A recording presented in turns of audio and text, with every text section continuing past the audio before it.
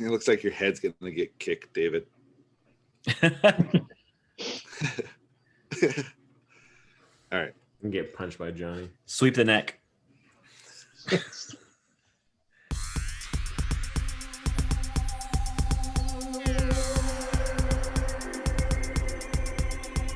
Welcome to the All Pop No Culture podcast. I'm your host this week, Opie, and I'm joined as always by Kevin. Hello. Alex. Greetings. David. Howdy. And no Pete. Our producer, Pete, is experiencing no power at the moment, so no fun for him. He's sitting in the dark right now with his family. I think streaming something on his tablet or something. I think they're going to kind of do like a little campfire-ish type of thing or something along those lines. So he will not be here this week. However, this week we have a few things to talk about. We are going to be discussing the latest episode of WandaVision, and myself, Kevin, and David have progressed on our franchise watches, so we'll discuss that. And then finally, this week the Golden Globe nominations came out, so we will be perusing that and having some discussion. And if there's time, we will try to get to the announcement of the Snyder Cut of Justice League. Maybe that will be like a running joke. It'll be, if you've ever seen that SNL skit with Kenan Thompson, the where he's like always singing, like doing the jazz thing, and he never gets to the Lindsey Buckingham as his final guest every show. He runs out of time with Lindsey Buckingham. No one. No. No one starting out live. We get the No. Well then, so this week, WandaVision last episode came out last night, so I imagine we've all seen it. Yes. Mm-hmm. Yes. So if you have not seen it and you're listening to this, again, spoilers. We're going to be discussing that right about now.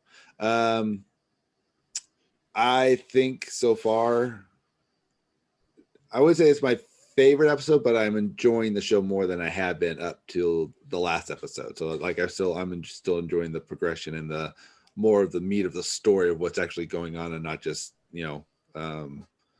a guessing game. But I did enjoy the big reveal at the end of the episode. I thought that was very interesting, and maybe very curious as to, okay, what does this mean? What is going on? But before we get to that, who wants to actually see? It'll make it easier. Kevin, what did you think? I thought it was a lot of fun. It was just an interesting episode. Like you said, the last couple minutes, I actually heard that heard rumors that he was going to be on the show. So I wasn't as shocked when it finally happened, because just with the way that episode was going, I felt like that's when he was going to show up. It was a complete surprise for me. I wasn't convinced that he was going to be that character, though. Like I thought maybe he was on set and they were just, being funny, and he was going to play some other character or something. But I think early in the episode, they ask about him. One of the kids asks about him. And then, so that as soon as that happened, that's when I was like, okay, he's going to show up at some point in this episode, because that's the second time they brought him up. So they were kind of inching towards it.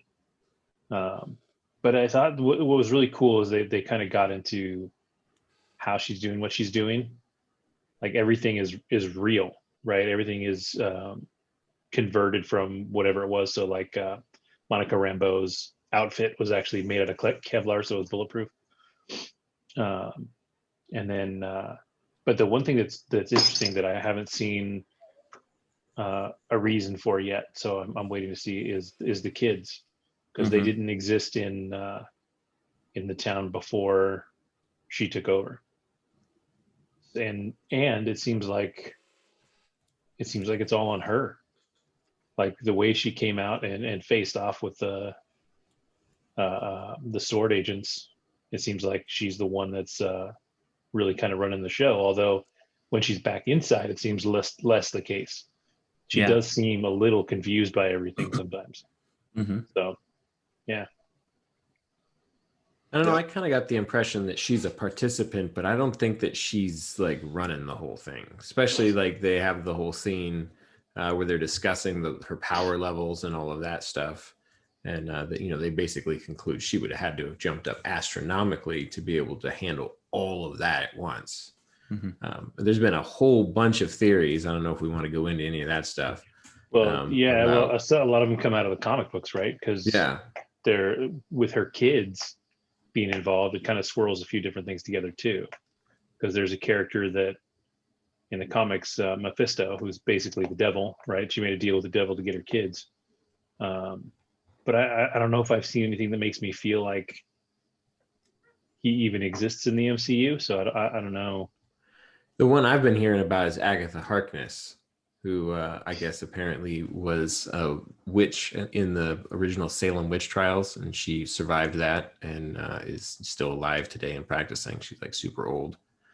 And she's supposed to be super powerful, and she's apparently tied to Wanda in the comic books quite often, and in some of the books that have been referenced in this show. So that's been a lot of the speculation that Agnes is Agatha Harkness. I found it interesting that they really emphasized the fact that she's not being referred to as Scarlet Witch, or at least Yeah, I thought that was cool too. Like they took like an extra couple beats on it to really make it apparent. And I'm like, I wonder why, why, just if there's a reason for that or what. Probably because they're gonna name her in the show and they want it to be important. Maybe. Yeah. So they want to draw to everyone's attention. She has not received her name yet. So with the appearance of her brother, and it's being played by what's the actor's name? Evan Peters. So who played him in the First Class series. And so what's your take on that? Like I'm trying to think, okay, is this the part of this multiverse that they're gonna be incorporating, so it's that actual character, or is this her seeing her brother bringing him back to life in that sense, like she does Vision? So or do you guys have an idea or know where that's kind of leading or what that represents? No. I don't know that I have an idea, because he seems to recognize her, and she wasn't in the X-Men movies. She recognizes him. Yeah. But only the people on the outside are like, that's not him. Like Darcy's basically like, they recast Pietro. They recast. I thought that was hilarious, because I paused it and my oldest kind of got it right away. But I paused. I'm like, okay, just so it's like, that is the guy who played Quicksilver in the X-Men movies, this is technically the first time we're seeing any type of crossover between that universe and the MCU. Yeah. And so I'm just curious though, as far as, because they really just introduce him and then the show's over.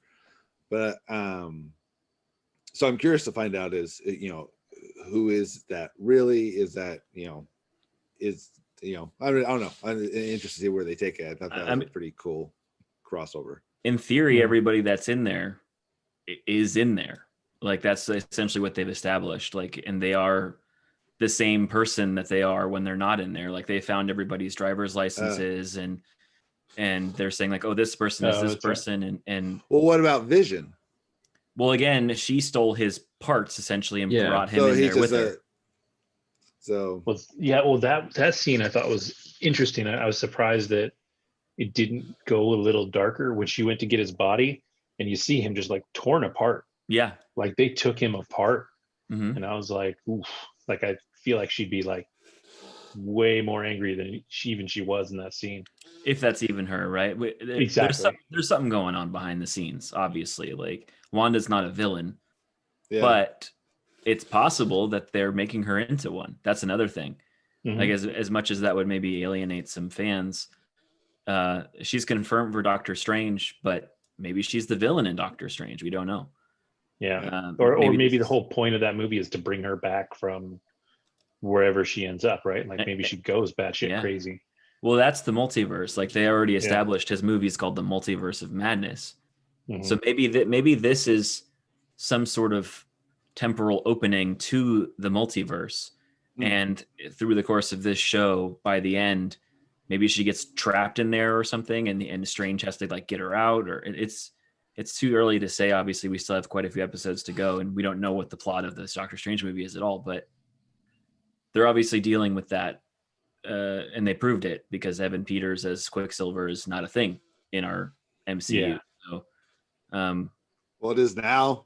it is now, and That's the crazy thing. that is crazy. Yeah. Now, do we know why Rambo is upset with Captain Marvel? No, Okay. Not it yet, has to be no. an off-screen something or other. Yeah. Yeah, something I couldn't tell if yet. she was upset or if she was just trying to like play it cool, like she didn't want to give I away felt that like she they had was a actually- relationship. I felt like she was pissed for sure. I felt like Yeah. she was pissed at her. Maybe that'll be something in in the second movie. Yeah, Could could be. be. So But somebody pointed out maybe that- she could just no, she wouldn't blame her or make her responsible for like the snap or not stopping it or anything, would she? Because I don't think so. No, I mean, she wasn't there. She didn't hear until afterwards. And she basically helped it become not a thing anymore. Yeah, true. So that was Yeah. If The other anything, thing is somebody pointed out that she had a Captain Marvel necklace at some point in that episode. Monica did. Yeah, I think it was the Mhm. episode before actually. Hmm.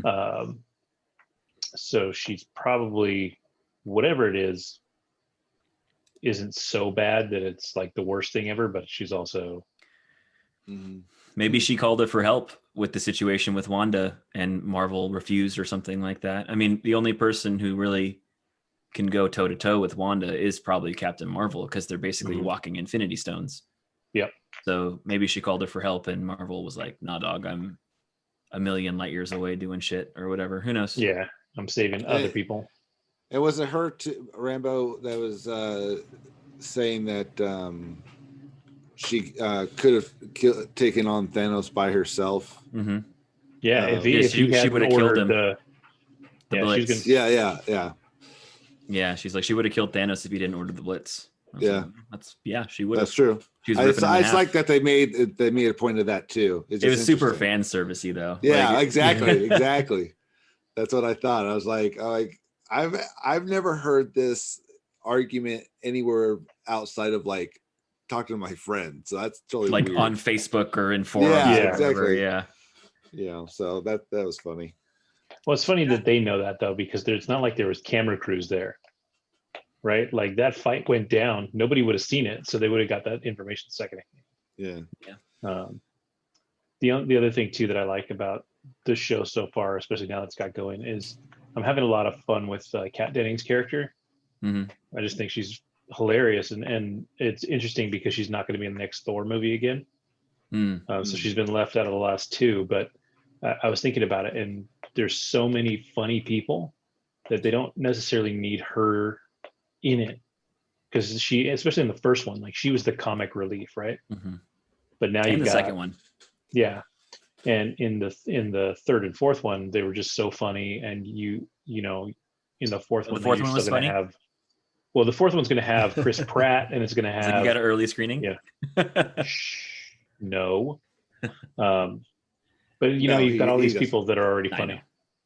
Well, yeah, and also it's a totally different. It's like a cosmic adventure at this Mhm. point. Like they're not on Earth doing stuff on Earth. Like even in Ragnarok, Thor Oh, goes yeah. to Earth for a smidge, but for the most part, he's not there. So there's no Yeah. reason to have Darcy as part of the team. But Yeah.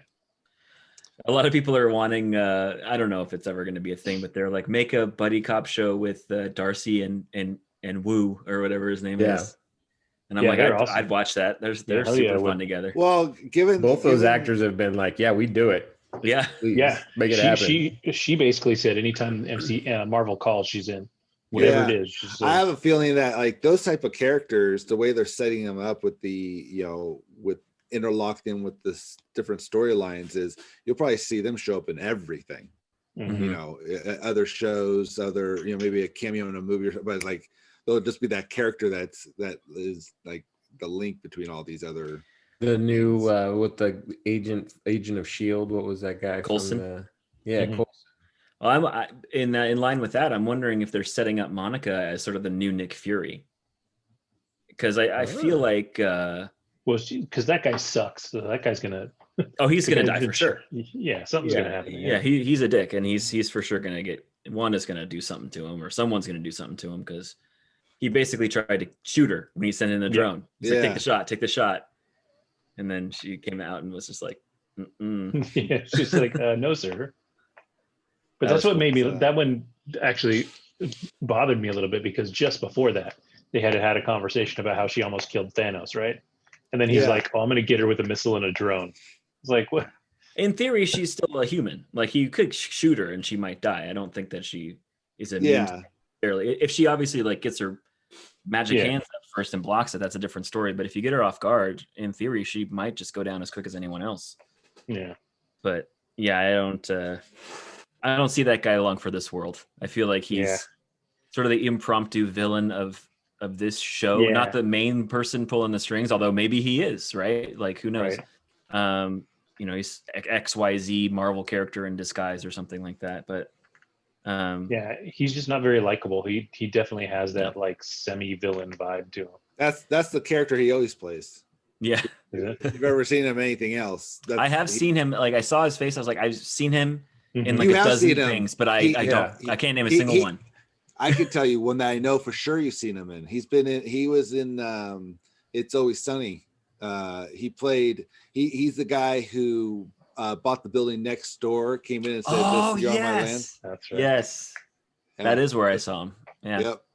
Okay. So, but yeah, He's basically the same guy. I but- feel like but I've he- seen him in yeah. other things too. But yeah, you have, but he always plays that same kind of douchey. And at first, when I first saw him, like, they're setting him up to make him look like kind of like a good guy, that he's, and so I'm like, is he gonna play like against his type? That's crazy. But nope. Nope. Well, So, even in that scene, then he's like, "Oh, you're grounded." Like, oh, he just kind of, he was like, "Yeah, you're totally fucked. We're gonna give you the shitty job." Like, he just, yeah. So, all righty. Well, that was WandaVision, which means now we are moving on to our franchise movie reviews. If you have not, if you're not familiar with what this is, earlier episodes we spun the wheel of franchises that I created that has a listing of tons of movie franchises, and some are great, some are in between, and some are horrible. As we go through our franchises, we are going to comment, about what we've seen until we get through them, and then spin the wheel again. So this week, Alex has the week off because he has not succumbed to watching Nightmare on Elm Street Part 3 yet. And I don't know. That's a hit and miss for me on that one. I mean, it's not, great by any stretch of the imagination, but it's not like a horrible. It's kind of like, I think it's a little fun. So I think you might enjoy it more than what you're experiencing. But after that, it's just a shit show. Do you think that 3 is better than 2? Yes. I think it's more enjoyable than Okay. number 2. Because I thought But- 2 was shit. Like, But it was see, just- like the problem with 3 is it's like you're like right at the cliff and you see where you're headed. Like, this is where things are gonna go. I mean, you're right there. You're teetering. You're like, just like that okay. scene in 2 where they're in that bus and they're doing. But that. no, but 4 and 5, it's I don't know, Just man. shoot I mean, 6. now my Oh. expectations are much lower, so maybe I'll go in and just be like, all right, I don't but know, man. going from 1 to 2, like 1 was enjoyable and Yeah. 2 is just not. You gotta understand one thing though. Like when I was watching these when they first came out, I remember going to the theater because I was like excited to watch them, Well, and yeah, I just of course. remembered how I felt leaving. Like I was not a big enough fan to make excuses for what I had just seen in some of these. I was just like, no, I just like it's almost like, oh my god, I can't believe this actually happened. What'd you do? That's what you're like. God damn. Yeah, there's 6 of the original thing. I'll get to at least 1 before the next Okay. show. I just couldn't do. Okay. I couldn't do one with this. I just couldn't be bothered this week. I had ample opportunity, as you know. I do jack shit, I so, couldn't be bothered. yeah, I thought about it like a number of times. I like booted up my Apple TV and I was like, there they are, and I was like, no, nope. No, dog. All right. Well, Kevin, since you watched one movie in your franchise, and David, you started a new one. Kevin, why don't you go first, and then David, you can go third or after that, and then I will go only because I watched 3 in mine, and I have some notes. Oh boy. So I just might as well I'll let my ramble take us to wherever it takes us. So, Kevin, you have Pirates of the Caribbean as your franchise. Yep. Was it 2 weeks ago or 2 weeks ago? You commented you did your first. Yeah, I did my first episode. one last week, I think. So how was the second one? It was okay. It's the first one was like I wasn't quite lightning in a bottle, but it was a solid movie. Like it was entertaining, it was good. Mm-hmm. And then I don't know really what happened. Even the second one, like it starts darker than I would expect a Disney kids movie to. There's like dead bodies and shit all over the place. Like the crows eating people's eyes out. That's eating, that one, right? eating eyeballs and stuff. Yeah, it was the November Rain video. Basically. Like so I started watching it and I was like, I didn't remember that. And so watching it, I was like, man, like I don't think my kids would necessarily be bothered by it, but it's also just not for kids very much, and it's based on a pretty childish ride at Disneyland at this point, right? Like it's not a scary ride. No, but I'd say it's probably one of the more edgy ones, like when the park opened, as far as compared to like Jungle Cruise and Small World and all that crap. Right. It's definitely like the darkest, quite literally, ride in the park. Right. So there's that. What I found watching it, because I don't necessarily have a particular scene that I hated, although the last scene that I goes hated to jump into the Kraken's mouth bothers me for some reason. There's something about it that's just too cheesy. But what's interesting is I really like Johnny Depp in the Pirates movies. Like I like his character and what he does with the character. Give it time. Like always, like he plays the character really well. But I also found that at least in this movie, the scenes without him were better than the scenes with him. Or at least I liked the scenes without him more. What's his face is playing Davy Jones, Bill Nye or whatever. Bill Nye, yeah. And he does a great job. He's awesome. The dude that plays Will Turner's a great actor. Like I like him a lot. Orlando. Bill Skarsgård. Oh yeah. It is Bill Skarsgård. Yeah. The older Bootstrap Bill. You're Orlando, of course. I was like Orlando Bloom. Yeah. He was in the first one too. You remember that, right? Yeah. Never heard of him. And like Keira Knightley is okay. She in this movie she's kind of annoying in this one. And then there's a whole like seduction of Jack Sparrow that never sat right with me either. Like he was just all of a sudden into her, and at one point like the little compass was pointing at him when she was holding it. It was just a weird. He's always been into her. Like that's because he's always into everyone though. Exactly. Like, but it was never a thing for her. I agree that was kind of out of nowhere. Yeah, it was like to set up her trapping him on the boat at the end. Like that was which would have worked without that subplot. I think, Yeah. like, because he's into her, and if she's just tricking him, I think it would have been more effective. Mhm. Because like it did come out of nowhere for sure. You're like, what? You don't care about this guy. He's caused you Yeah. nothing but grief. Like since you've known him. Like the only thing he did, he saved her from drowning, which was great. You know, that's a good first impression. But after that, Yeah. it's just been shit. Like I'm Yeah. like, how would you like this guy? Yeah, he sucks as a person. Like he's For he's sure. fun. Like he's fun to watch. super but he fun. Sucks. Like you don't want to hang out with that guy because you know he's gonna fuck you up. He's chaotic And- good. If you're Yes. talking D&D terms or whatever. Yeah, I think he's chaotic neutral. I don't know that he's necessarily good. that's I true. feel like- He's kind of out to do what he needs to do for him. He is, and I He feel like leans good. I think. I think he leans good for sure. Yeah. Because he still makes, for the most part, the right decisions, even to help others. Like, yeah, he's out for himself, sure, but like when he comes back to the boat at the end of the movie, like he didn't have to do that. He was out. Like he just could have kept bouncing, and he does a lot of things throughout the franchise that I think he does sway a little more towards the good side.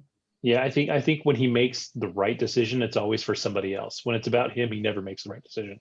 Yeah. Like he just does dumb shit. Yeah. Like because he lost his boat, he lost all that, and I thought that was, what I think is ultimately going to be a disappointing choice is the final scene of the movie when Jeffrey Rush comes back. So you're setting up a third movie where you've got, Orlando Bloom, you got Jeffrey Rush, you've got Bill Nye, you've got, Skarsgård, you got all these characters that are going to be really great, and setting up that idea of a plot sounds like it's going to be a really great movie, and I know that that's probably not the case. Have you seen the third one? You haven't seen that third one? I don't remember. I think I fell asleep in the theater watching it. That's fair.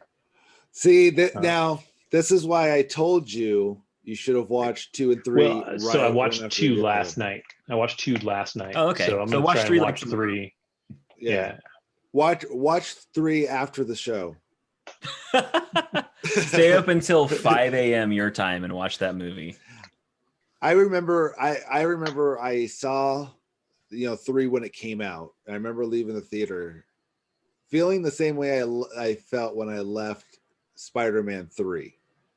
Ooh. I was like, what the Yikes. fuck just happened? And so I remember I was off work like a week later on some particular day, and I'm like, I'm gonna watch all 3 of them today. I'm gonna stay at home. I'm gonna watch number 1 and number 2. And as soon as that's over, I'm going to the theater. I'm gonna watch 3, just to see if 3 makes any more sense than having just seen it without watching 2 for however long. Yeah. And it did a little bit. It And does. I remember, Yeah. it does a little bit. But when I tried to do that with Spider-Man, though, it didn't change anything. Spider-Man I did 3 is I did the fucking same thing for garbage. Spider-Man 3, and I enjoy this franchise this much. I'm going to try this again. Huh. And both that, so I'm batting 500 right now with doing that. I would say Pirates 3 is better than Spider-Man 3 if I had to pick. It is. If I had to pick. For sure. Like, I don't ever want to try to. I'm not actively trying to forget Pirates 3. There's a couple cool moments for sure. Speaking of actually- Spider-Man, Go ahead. Spider-Man 3, is it Thomas Hayden Church now that they've said has been on the set for the Tom Holland Spider-Man? Every single person in those movies, I swear to God. I half hope it's Marvel just leaking bullshit. That'd Like be so funny. Somebody working for Marvel just leaking all these people showing Here's up. the thing. If that occurs, like let's say they do bring these characters over from the other MC, like Thomas Hayden Church, and I don't think he was a bad Sandman. It was like he was a totally unnecessary character in that Yes. movie, and so but I mean, he did the part fine. It's like he didn't have much to do. Yeah. Because they were so focused on the CGI of him versus anything to do with him. It was like, so put him in an MCU movie. We know he can act. If you give him good material, that could be something. Be But cool, who yeah. knows? If anything, any of these characters, even Doc Ock, I thought he I liked Alfred Molina. Again, Yeah. give Alfred him Molina is amazing. better material. It could be definitely a better experience. So the only one if they bring back, it would be a ridiculous is Topher Grace from that one. God. Yeah. They'll bring in Tom Hardy. Tom Hardy before they Tom bring Hardy, in which Topher. I can see him do that. I mean, that's Mhm. work in the whole Spider-Man angle somehow with it. If they make it work, but that and I don't know. I'm just. But the many gotcha things they there could though do. is that it's Sony that owns Venom, right? It's not Fox. So Disney still actually doesn't own Venom and Spider-Man. With all the stuff they've acquired, they have to make a deal to but bring they've been Tom Hardy working over. hand in hand. Yeah. So Yeah. they'd have to. Yeah, they'd they have to re-upped bring that them deal. over on the Venom side Yeah. too. But Yeah. they're Sony's better off got rebooting Venom at some point. Sony's got 2 cards of the deck, and so they don't have a lot of negotiating power with that. It's just like, hey, we'll work with you as much as we can. Because Yeah, I remember earlier in the year, or like last year, when they said Spidey was going to split from the MCU and the internet exploded, and they were like, "I'm just kidding." Whoa. Yeah. They're like, wait, it was just a ploy. We were just trying to get some money. Yeah. We're just 'Cause thinking out loud, folks. Thinking out loud. Yeah, they're like, we don't need Feige anymore. And everybody else was like, yeah, you do. Yeah, you do. Yeah. That guy's a fucking genius. Don't. Yeah.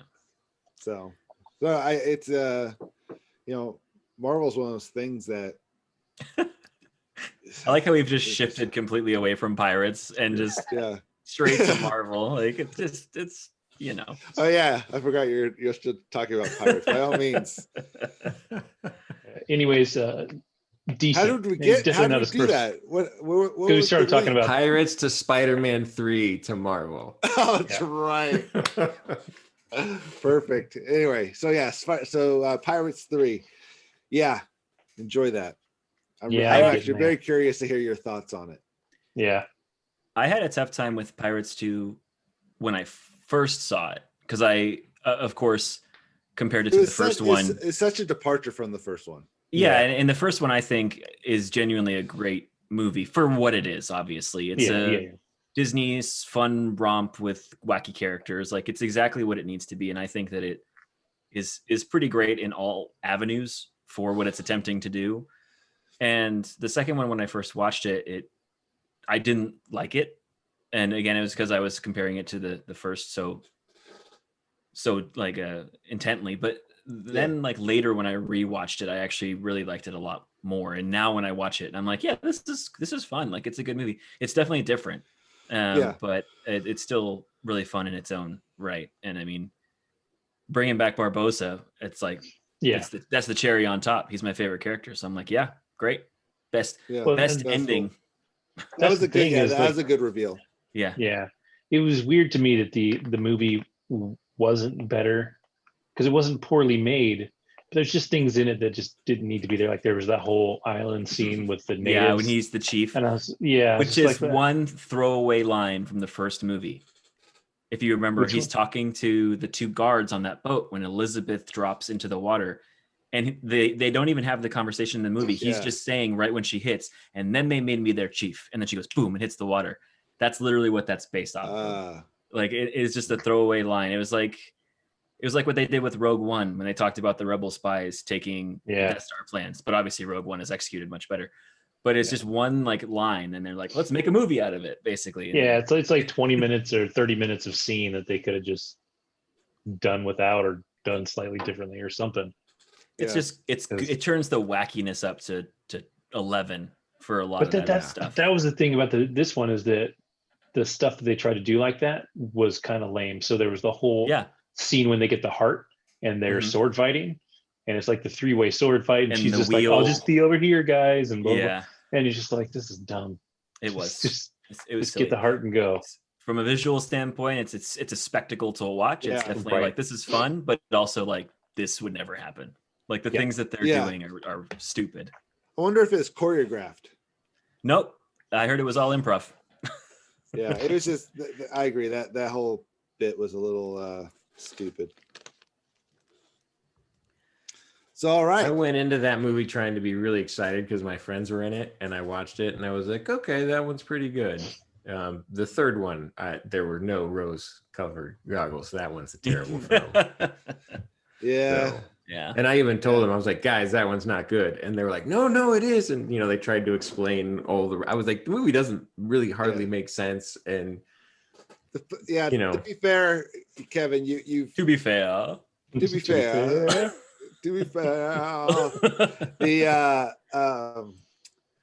you've already hit the summit. You're definitely you've already left base camp by this point. So For sure. And when the Kraken shows up at the end and he jumps into the mouth, that's when I was like, this is where it starts to go. Have you seen Hot Rod? You ever see the movie Hot Rod? Yes.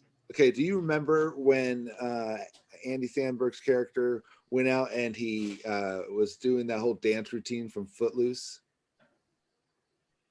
He went out to go rage dance, and he does the whole Footloose dance routine when Kevin Bacon, does his little, dance out thing. Anyway, and at the end of it, he falls over and he just rolls down a hill for like 5 minutes.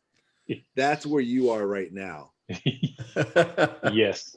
You just fell over the embankment in the next 3 films, because you have 3, 4, and 5. Yeah. I've heard from some people that the last one's not so bad. I have not seen it personally. The last 2 aren't horror. Like the 4th one's not, they're bad. Yeah, the 4 is bad. great. I've seen 4. 4 was absolute trash. The only thing I liked about 4 was what's his face? Blackbeard, right? Yeah. Ian McShane. I just like or whatever. Ian McShane. Yeah. I just like he was good. He was really good in that for what they gave him, obviously. Yeah. He's enjoyable.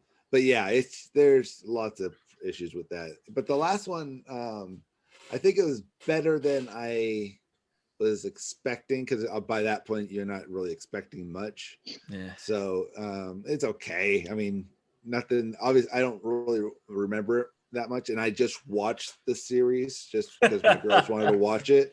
So I just remember some basic stuff from it. But yeah, you're talk about those the next couple of weeks. Yeah. So moving on, David, you get to start a whole new franchise, having already completed The Hobbit. This week you started with the Karate Kid, the Cobra Kai prequel. Yeah, Cobra Kai prequel. Yeah. Now you've seen Karate Kid before, right? I have definitely seen Karate Kid before. Okay. I've seen it a lot of times, but I probably haven't seen it since I was like 11. So it's been a very long time. It still holds up. It's a pretty good film. Some things that I don't remember is that there's actually very little karate in the film.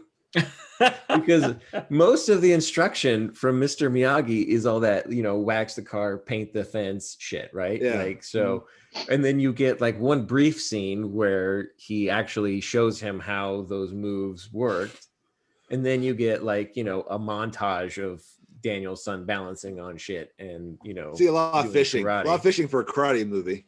A lot of fishing. Yeah. Right. And, Pat does an amazing job with Mr. Miyagi and deserves all the accolades that he got for the role. It was really good. And, fucking what's his name? Danny LaRusso is an asshole. When you watch it, you really watch it, he's a dick. He does some dick shit. Is he the good guy? Yeah, he's the good guy. Okay. And you can see why they want to beat his ass so bad. Right? Because he's a total asshole. But how in the he's from beginning? Jersey.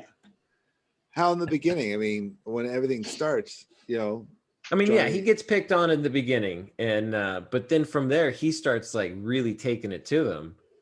Like he fucking drenches Johnny in the bathroom. Like puts the hose over the stall and like soaks him in the bathroom. I mean, he was just asking for it. He's getting back at his bully. Yeah. It's a very 80s movie move. Yeah. And then he got his ass whooped. And then Mr. Miyagi got to kick ass, and the rest is history. It was a fine film. The end is so cheesy, because in like 30 seconds earlier, Johnny hits him in the head, and it's a no point, right? Because it's face contact. But then Daniel kicks him in the face, and it's a good kick. Like, how does that make any sense? So Like it's You know, still they- it's still he's- an out of bounds area Because he's the good guy. because he's the good guy. So you're like, Yeah, you can tell because okay, he's the I one just- wearing the white. Yeah. Yeah. Did you know that the referee for that fight was that's their actual that was their actual karate coach Oh for no. the I That's during kinda rad. watching some interviews with Cobra Kai, they were talking about that, but the guy who was the ref is their actual Like the guy who trained him for the stunts and everything like that. yeah. That's cool.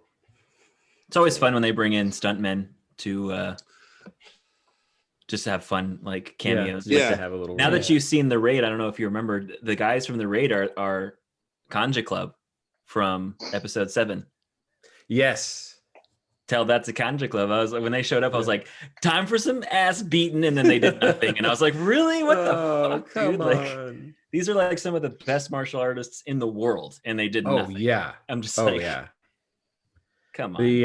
The guy who was in who played like Mad Dog in the first Mad one. Dog. Yeah. He plays like a homeless guy assassin in the second one. Mhm. His fight where he takes out like an entire bodyguard crew with basically one hand behind his back, the Mhm. holding the machete and never using it on a single one of them Mhm. was amazing. And then He's insane. he's insane. His fights, I was actually a little disappointed with how he went out. I thought that they didn't use him enough because he's so good. Well, in the first movie, he's like the boss. He's like the Bowser to their Mario and Luigi. It's even like the brothers versus him, and he's taking him to the cleaners. And that's such a good fight. Oh man, It's such a good fight. I want to watch that movie again. Holy shit! Much What better are you talking karate about? film. The They have Raid. the Raid Oh. and the Raid 2. I'm like, I don't remember that part in Karate Kid. Like, when did that happen in Karate Kid? No, we strayed martial arts. We're talking about karate, at least. I mean, it's not karate, Yeah, but it's still martial arts. still martial arts. Yeah. Can we please get back to real karate? Back you to know, the like Karate they teach Kid. Can we get back to in- Spider-Man 3, in you the guys? valley of Southern California.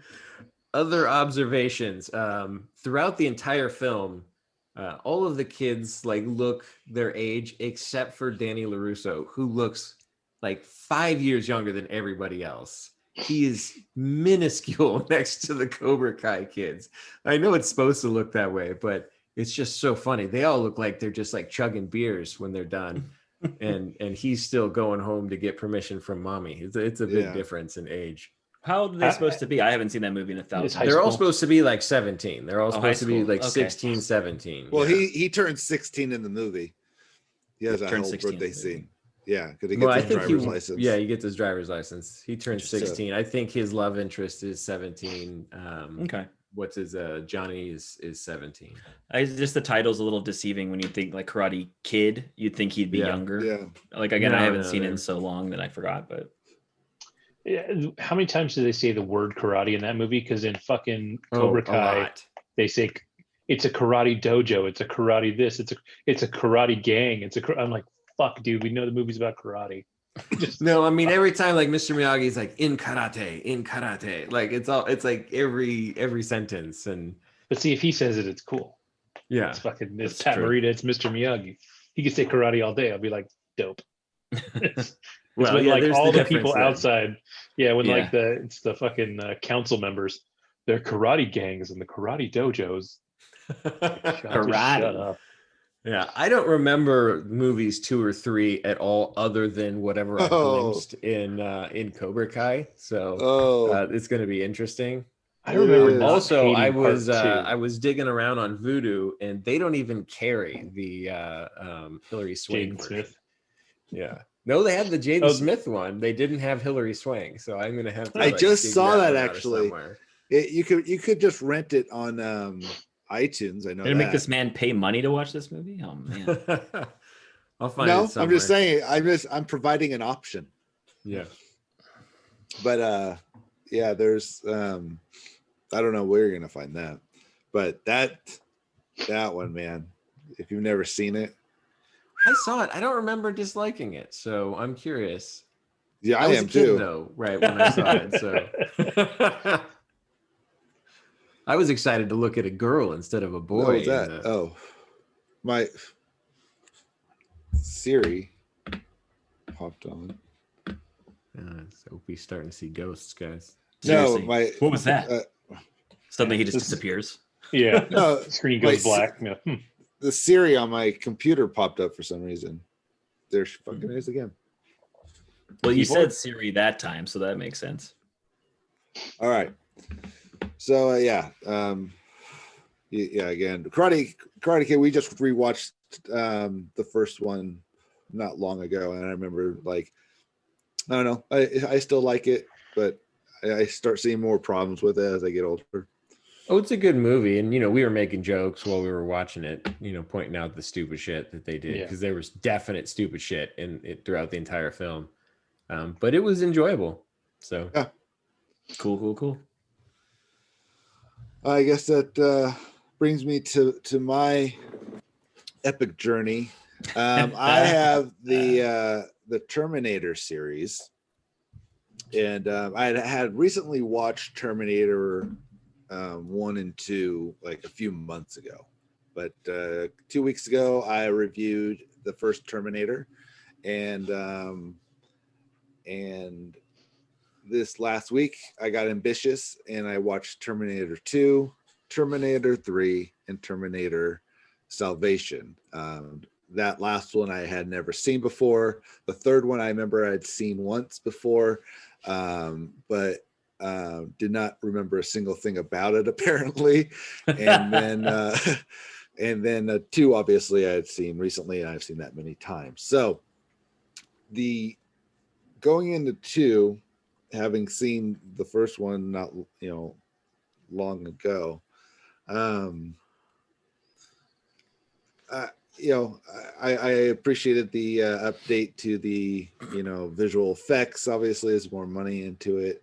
The one thing I always had a problem with was the fact that in the first one, when Arnold Schwarzenegger is obviously the Terminator that they send back, but when Reese is dreaming about when he where he came from, and a Terminator came through and started mowing everybody down, it wasn't another Arnold. There's another Terminator like it. So I think in the beginning they didn't intend that that kind of Terminator that had the skin and stuff like that they're all going to look exactly alike, because that would defeat the purpose of spotting them easily. So, but then going forward, there's like, fuck it, it's just the one we got, just keep pounding this one out. So I'm like, okay, so you just abandon that altogether, but that's cool. But the one thing that really caught my ear starting the second one was when they're talking about Sarah Connor. That psychologist doctor is going down the hallway with his rounds talking about this 29-year-old inmate. I'm like, 29? What? I'm sorry, wait. Yeah, she was supposed to be 19 in the first movie. Yeah, so Yeah. I'm like, I was trying to do the math. It's like, am I okay? Because this is taking place in 95. It came out in 91, but they're doing the future in this 5. Okay. All right. Wait a second. That means that John, is that dude supposed to be 10? I'm all, what? And like, so I'm watching it. So like, I'm coming to this realization as I'm watching this, because I'm just trying to really pay close attention. I'm like, wait, I paused it. I was looking shit up on my phone. I was like, wait a second, am I hearing this right? I'm all, she's supposed to be 19. Dude, no way she's 19. I'm all, I thought she's like 23, 24. She was actually 28, which I'm like, okay, she is a miscast. I'm sorry. Because if they were going for 19. Yeah, if they're going for 19, that's a big miscast. And then I'm thinking, how old is Kyle Reese? So I let one go already, only because the actor Edward Furlong, who played John Connor, he was only like 13. So playing 10 is, I know it's a difference. He looked 13. That's why I thought he was 13. He did. Yeah, he looked like he was even kind of rebellious, like a teenager and everything like that. Exactly. That's what I'm like. I think when I watched it this time, that's the first time I ever knew that he was supposed to be 10 years old. Mm-hmm. I was like, oh, no way. He does not read 10 years old in the slightest. So not even his actions. Like, I can't see a 10-year-old doing the shit that he does in that movie. So, and then, I appreciated the, Schwarzenegger shows up. He has to go get clothes. That whole thing. Definitely, they're a little more campy. They're bringing a little bit more comedy into this one. With the whole relationship. I didn't watch the extended edition because I didn't need to watch more of that shit. But I, and then also Sarah Connor's character started to get on my nerves a little bit. It's like, okay, this is 10 years. I'm thinking where she was at the end of the first one and where she is now in 10 years. I'm like, that's like, she is busy every single day with something. Because I'm like, there's just too much life in a span of 10 years. And she had a kid. And I'm just like, okay, I don't know. Well, if a killer robot tried to kill you right now, and then you survived, and then you were telling people that this apocalypse is coming and no one believed you in 10 years, don't you think you'd be a little fucking weird and shit? Well, yeah, I don't doubt that. But just everything that she, all the knowledge contacts, I see. Guns, arsenal, the whole spy network and stuff. That she like just all the stuff that she knows, and just her, how she goes crazy and tries to, shoot this, this dude up, and and then backs away from it, and I'm like, and everyone's just kind of, I'm watching, I'm like, everyone's just kind of chill, even though she just like fired, in comes Edward Furlong, and he's like, hey, everything's gonna be okay, hey, and she's like, show him, and he's gonna cut his arm off, to show him that he's a robot, and not moments before, his dad was almost shot. But this kid comes in and said, hey, come show me your room, takes it away. And the mom's just like, yeah, go ahead, go with him. Like, what the fuck is going on? Like, when I was really stopping to look at this, I'm like, in this scenario, this is in the span of like maybe 60 seconds of this lady just tried to shoot up my whole house. She didn't right now. Someone comes in, apparently her son, because he said mom is taking my son away to their room. Yeah, I'm good with that. That's fine. he has something to show me apparently, so I'm gonna hang out here. So that, I thought that was interesting. One thing I did also note, remember in the scene when this is basically when he's Edward Furlong, John Connor is understanding who the Terminator is, when he calls home and he's at that that payphone or whatever. Yeah. He does the voice. Yeah, and he does the voice, and then and he holds on to him and he's yelling, hey, get this dude off me, this guy's trying to kidnap me or whatever, and those two dudes come walking over. Do you remember that? Mm-hmm. Oh yeah. So how long do you think it took them to walk from their car to this kid who's screaming, saying that this guy's trying to kidnap me? How long do you think it took him to get there?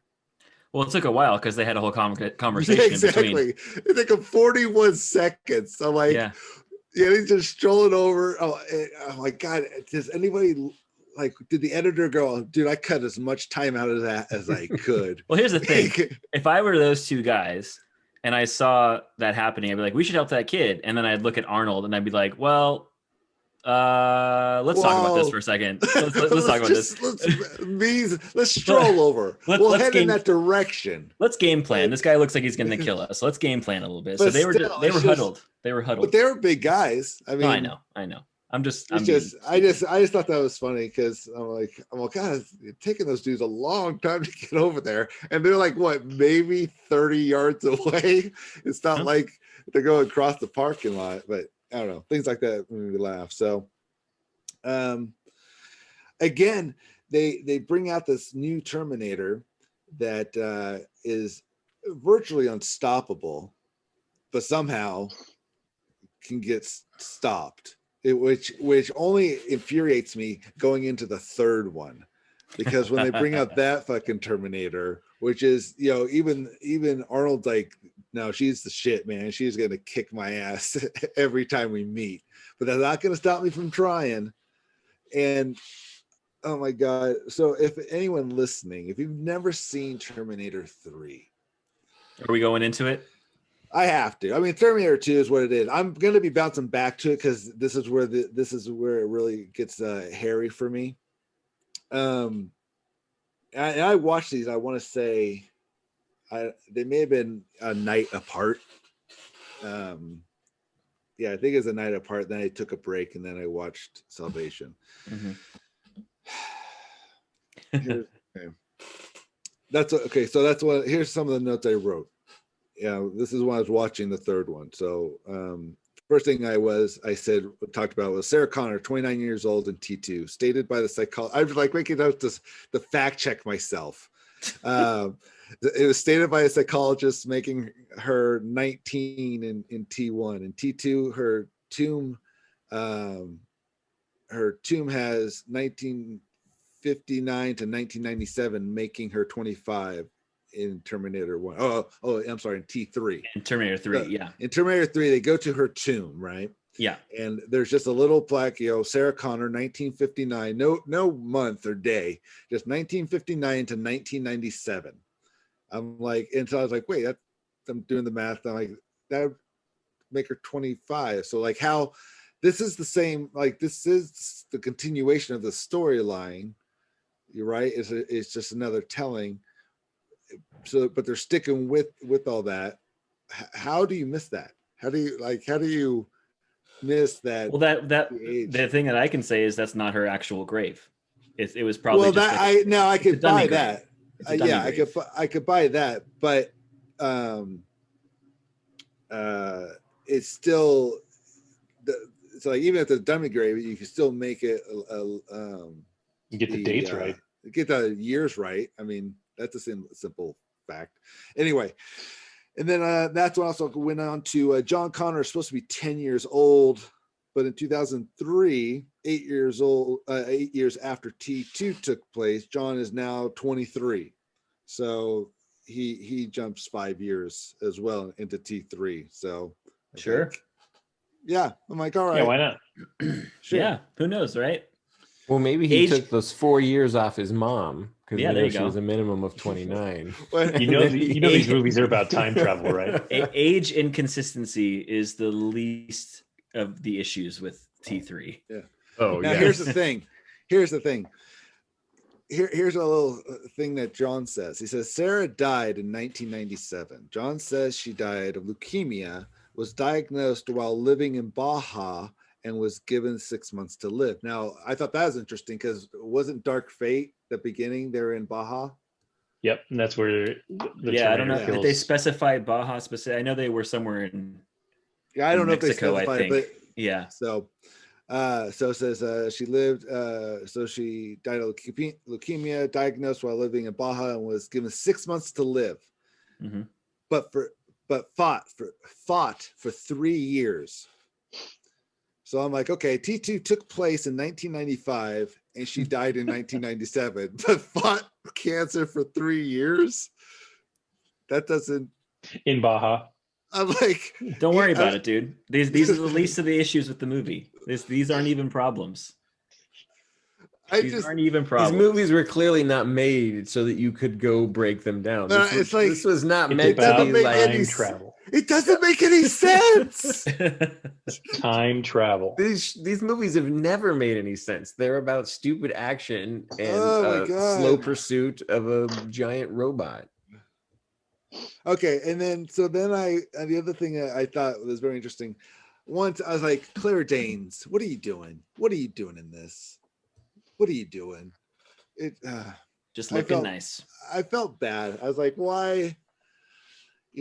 Okay. So what I thought was interesting is how she plays a veterinarian, and then later, in Salvation, is able to do heart transplants, but we'll get to that. She's a veterinarian, and runs into John Connor, who just happens to be in her veterinary hospital trying to get some drugs because he's hurt or whatever. Yep. And it turns out they have a history. They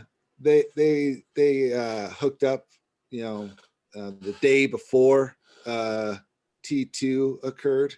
Mhm. Well, that's convenient. When he was When he was 10. 10 years old. Yep. Apparently. Although I think she was under the impression that he was 13, being that he's 23 now, and they clearly said it's been 10 years. So, I mean, He was 13 in real life. Edward Furlong was. I know. And so I honestly think that the writers of this one were expecting people not to know or care how old that character is supposed to be in T2, because like everyone thinks he was 13. Why not? He could be 13. Who cares? Now he's 13. Boom. It's like, So I was like, okay, whatever. I mean, yeah, you're right. That's the least of the problems with that movie. I remember watching the whole movie was like watching it for the first time, because I really did not remember anything going on. I was like, how did I forget a fucking crane going down the street just destroying everything in sight? Yet I don't see a cop. There's Nope. There's no he's just able. He just goes picks up a fire truck, no problem. They're around. Well, I like how between Terminator 2 and Terminator 3, it's just like they mishmash that shit together to make Dark Fate. Like, there's so much shit taken from that. Yeah, so it's but I Dark found it Fate's interesting that when Claire Danes found out that her fiance was dead, I mean, she grieved like only Claire Danes can, with that quivering chin and lip, like you see on Homeland all the time. But maybe an hour later, of storyline time, which is like 5 minutes, she's already kind of over it, warming up to John Connor. I was like, really? I mean, that was quick. I mean, your fiance you just found out he died. That's the dude you're gonna marry. Just quick turnaround. I mean, she's it's like, all right, gotta get this party going. Gotta do what you gotta do, you know what I mean? Yeah. And what I also found interesting was, okay, now trying to think, this was the one also, because I watched this in Salvation. This is also the one where basically, oh, that's right, the Judgment Day was going to be happening like in 3 hours, right? That's the same one, yes. Yeah, And it just so happens that her father is the dude that's actually going to be starting Judgment Day, because he's the only dude that has the codes. I mean, how convenient is that? The one dude you need to get to, you have an in because you kissed his daughter 10 years ago when they were both 13, and as luck would have it, she can just get you straight into there. Unfortunately, he already panicked and thought everything's gonna get a virus, which activated Skynet and activated Judgment Day. But you're lucky to know that they look like they're going to survive it, because they're in a bunker. I actually like how T3 ended, because It was kind of a cool end, because he I was starts like, the wow. Resistance right there. And you Yeah, get I was to like, watch him do they it. actually started Judgment Day. Okay. Because yeah, the plot points of like her dad is the guy who can do the thing, and John Connor magically finds her in her clinic. Of course, it's all very like the puzzle pieces just fit too nicely. But then the fact that it still doesn't work out, I thought it was kind of cool. It's not a good movie. I just thought it was kind of ballsy that they made that choice. But here's the other part that I don't understand is how that technology came to be when everything was destroyed in T2, and the fact that who was the engineer guy? Miles Dyson. Yeah, Miles Dyson. Miles Dyson was even saying that there was things that they learned from the technology that they found that they would have never thought of. Well, now all that was gone. So how the fuck did they get right back where they were? Supposedly, was this like 8 years, 10 years later? Like, come on. That's fucking ridiculous. I mean, it isn't though, right? Like, you figure they have backups of like everything. Like, a company like that. I don't know. I mean, but that's not the way they set it up, and they don't address that either. They don't address that. Why would they? They're too busy showing off the transforming boobies of the So lady we need to teeth. get as many shots of Arnold as we can as early as we can, because this dude is aging. Yeah, that's what it was. We're on the clock, people. Plot comes second. Yeah. Arnold scenes come first. His very first scene right out of the gate, just shoot his face so you put a lot of metal on it. We'll hide it. So yeah, T3, that's done. Salvation, I watched 10 out that of last 10. night. Yeah. So I'll say this.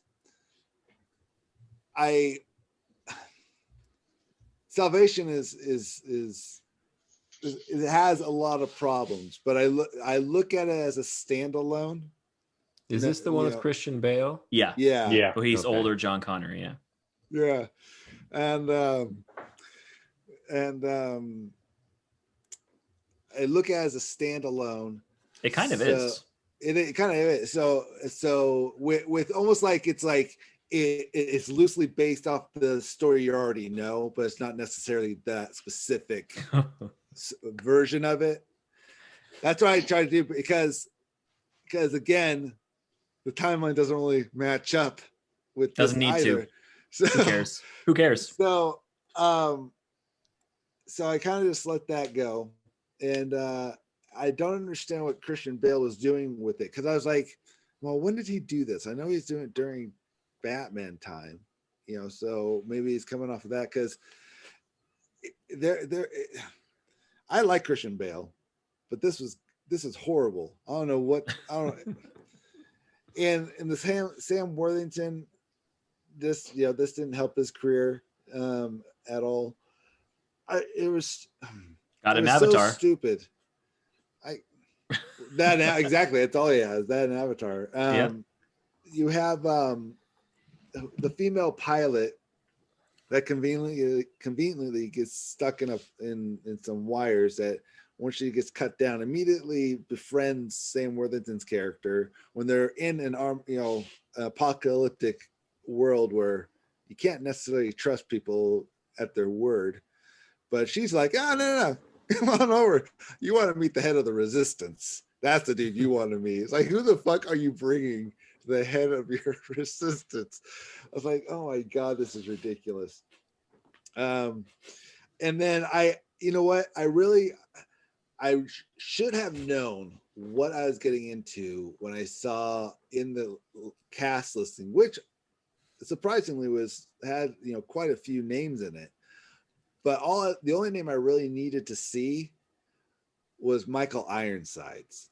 If I see Michael Ironsides' name in the credits and I'm not watching Top Gun, I know what I'm getting myself into. And Don't diss Rat Check, man.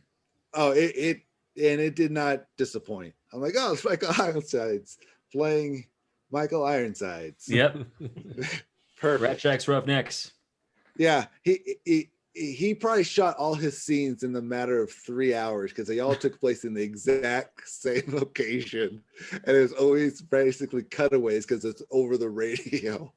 So, oh my God, that what can you say about Salvation? Which I thought it was interesting that they brought out the CGI Arnold.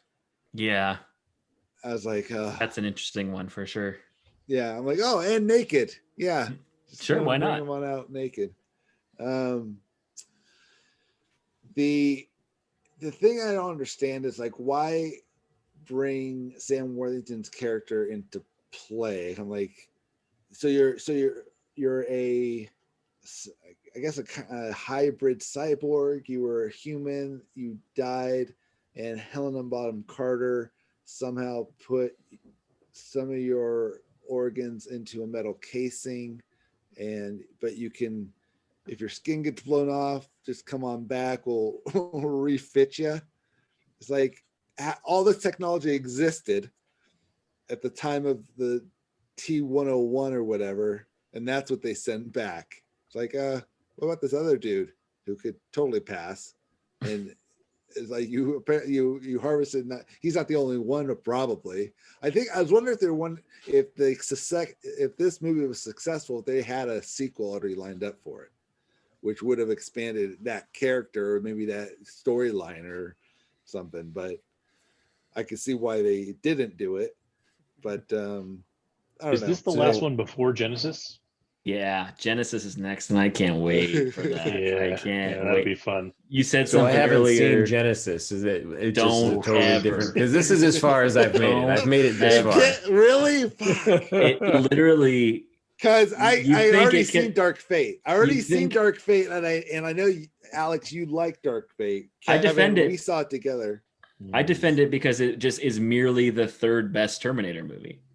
That's the only reason I defend it, because it's better than everything just between shit they two took from and 2 it. and 3. It's just 2 and 3 yes and mashed no. together. Yeah, yes and no. I mean, yes. So wait, in Dark Fate is Lyndall Hamilton. What is she trying to pass as? 45? 34. 34. Yeah, something like that. Dude, she doesn't pass for anything under 60 in that movie. Like a jacked 60, but come on. You know what I found She is very jacked in that interesting? movie. You know, obviously they're in the whole apocalypse fucking wasteland.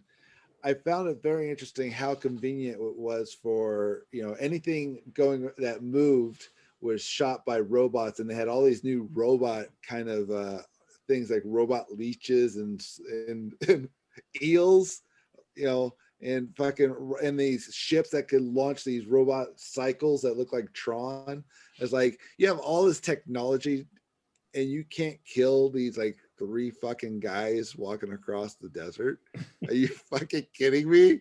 Come on. It's because they're the main characters. No, I get that. I just in that little They girl, have plot really. armor. I'm like, how long did they have to carry around that dummy girl after everyone got hit by the rocket? This girl is just laying there lifeless. They pick her up, and as they're running around, I'm like, that's a doll. You can totally tell that's a doll. It's not even like a good one. It's like a Cabbage Patch. And then It's like the dolls that Gal Gadot is holding when she's rolling down the freeway and in Wonder Woman. Exactly. It's That probably are the same reversed. doll. It probably was the exact same doll. Oh my god! And then they're able to escape in this huge fucking rig thing, and then she wakes up out of nowhere and has a flare waiting for John Connor to throw. It's like, come on. I don't remember this movie almost at all. So all the things you're saying to me right now, I'm just like, I've seen it, but it was so long ago. No, I honestly, I'm just saying it right now, so I just have a record of what it was if I ever want to listen back to this episode. Because I'm going to forget it almost instantaneously.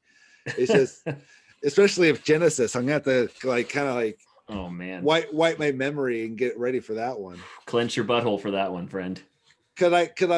I'm not looking forward to Dark Fate, but I just want to get through these because I'm just Sure. like, okay, quickly just run through the last of it, and then If you watch Genesis and then Dark Fate, you're gonna fall on my side very quickly and go, you know what? Dark Fate's not that bad because you had just seen Genesis before it. No, I don't know. Trust me. Well, you know what though? Like I get the argument that it's the third best Terminator movie. It is. That's all I'm saying. It's the third It best. doesn't make it a Terminator good movie. movie. It's just the It's third just- best Terminator movie. It's just better than all the shit we've been getting. It was a little ray of hope amidst just these cloudy skies of Terminator movies that we've had for the past decade and a half. If they But bring there's in no a hope third in that fucking movie. timeline, I'm gonna be upset. Just wait for Genesis, baby. Yeah. Only a I third. kind of want to watch it now, just to Well, because Oh you're going to my describe God. it next time, and I'm going to be completely confused. what I do know about it, I do know that it's a semi-alternate timeline, but basically, Emily Clark is playing Sarah Connor, which would make her younger. Yes. And so I'm like, what I think is hilarious. Like, well, Sarah Connor's getting younger, but that Terminator's getting older and older. So Sure. Yeah. Yeah. Just Yeah. watch it.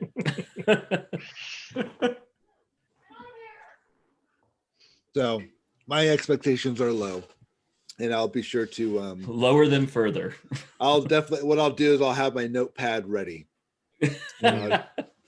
And I'll just I'll live tweet it onto a notepad, and then I'll read them. It's just going to be one page and just in giant letters, just scribble, just like what with question marks. Why? It's gonna take me 4 hours to get through the movie because every time I have to pause so I can rant on my notepad real quick. So yeah, Terminator is getting it's just too many holes now where I think when I'm done with this, it might have ruined me for Terminator ever again, unless they completely reboot the franchise, start over. Which is probably the next step, because I don't think Arnold has many left in him. You thought I'll do one more. Yeah. It's going to be have like a fucking walker. I'm coming. Yeah. It'll take place in the time of when his robots were being manufactured. He'll be like the first one. He'll be the first one that the prototype. He'll be working at the fucking factory, creating younger ones of himself. So now we've talked WandaVision. I can't believe you didn't. Just real quick before you move away from Terminator, I can't believe you didn't mention the scene where there's the Arnold who has like the Southern accent in that secret base. Did you not remember that scene? Or is that in Genesis? I thought that was in 3. Like they're basing the prototypes or whatever, and it's like Arnold, but he has like a fake Southern accent. I don't remember that. I don't remember that either.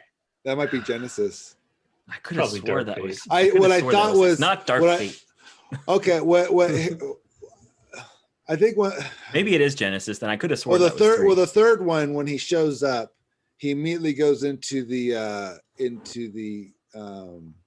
ladies' night bar strip club, and the most flamboyantly gay, stereotypical stripper just happens to have the same exact outfit that he had for T2. I'm like, first, because at that point I'm like, these aren't supposed to look the same. All these robots are not supposed to look the same, but now they not only look the same, but they got to fucking dress the same. Go fuck yourself! Come on, this is ridiculous. It was like, what? And then he comes out and he takes the glasses out, and they're like the Elton John star glasses. Yep. It's like, what are you doing? Have you ever seen Terminator? Do you know what this? Where's this dude's fucking respect? Oh, it's like, oh my god, that's how you're starting. This is what you're doing. This is what you're doing right in the beginning, and then you bring this chick out who just, goes right up to the first car, likes her car, takes the chick's car and her clothes. No problem. No other cars on the street, by the way, in LA. None there. And then John Connor's been on the run for years, but he ends up in the same fucking neighborhood where he grew up. It's like, yeah, dude, do you know how to be a vagabond? It's get the fuck out of your home city for one. Let's just get out of the city. Let's start there. But you want to really get it like out of the state, maybe even out of the country, Oh my god, it's so fucking stupid. Why'd you bring this back up? It's just fun. It's like I just had PTSD. I'm like, oh my god, I totally forgot about the pills. You just had PTSD of like the last 10 minutes. Oh my god. But yeah, it was stupid. And Christian Bale, I remember there was a line read that he did on the radio where he just like was overly acting. He's just like, yeah. Oh, like, what are you doing? He was practicing his Batman voice. Yeah, like, yeah. He's like, this shit's gonna tank. I might as well work on my other movies while I'm here. That was one thing. I was like, I bet, because when they're making it, they thought they were making this action movie, which it was, and it was. I mean, the way it was shot, I thought looked good. It was, that was about it. But looking at it, I'm like, I bet you they had fun making it. I bet, I bet they had fun. So I'm like, I'll give them that. I'm like, I bet it was fun. It wasn't fun to watch, but it was probably fun making it. And all the behind the scenes stuff of Wonder Woman 84, they look like they're having a great time. Yeah, I bet it was. Yeah, I bet it was great. So I'm looking forward to watching the next one as one would look forward to watching The Room. So I know it's going to be bad, which might make it more fun for me. Just be like, okay, I have to watch it. It's not like I'm choosing. It's almost like I'm afraid someone's going to walk in on me watching it. It's like, no, I have to watch it for school. This is my homework. This isn't my choice. It's not my choice. It's the only, So like later in the conversation, it's like, yeah, I saw that. You saw that? Well, here, let me explain. Yeah. Let me tell you why. Yeah. All right. Well, after that, you know what? Let's take a quick break. And when we come back, we're going to discuss the Golden Globe nominations, some of which me and the wife have been preparing for, and been or watching as much as we can, because we found that, I think it was last year during the Emmys, we found that when we had seen the vast majority of what was nominated, it actually made watching the show more fun, because you kind of like really, had reasons to like or not like something. Yeah, But opinions. yeah, it made it just more interesting. So, and at the time it was like, well, we already have seen almost half this already. It wouldn't be that hard to catch up and get the rest of it. So a lot of that stuff I may have already seen. Some of the stuff we're going to try to see, and some of the stuff that's not even out yet or available to watch yet. So yeah, we'll be back in a few minutes, and I'm sure Pete's going to put some sort of in-betweener in between this part.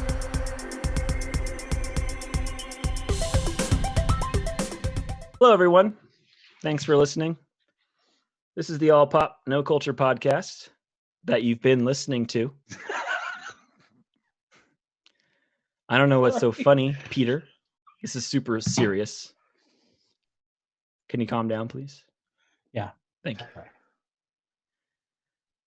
I'm here to tell you, against my will, about other ways that you can talk to us besides not talking to us, because this podcast only allows us to communicate one way. So if you want to communicate the other way, we have a phone number.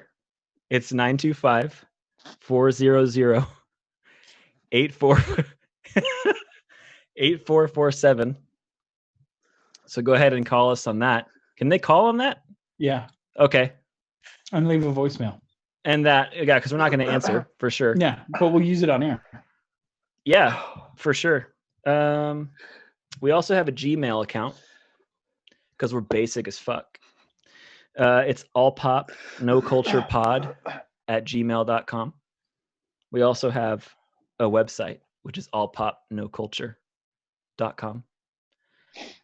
And we have other things like a Facebook page and an Instagram account and Twitter. And a Twitter. And that's it. YouTube. And YouTube. Yeah, well, if they're watching this, they have YouTube already, so they know that one. Right? I guess. Yeah, that's right. Shh. That's a good point. I'm doing this my way, okay? I thought you said you were not going to talk. I tried. You're distracting me. Oh, my stomach hurts. And if you are watching this, I'm so fucking sorry.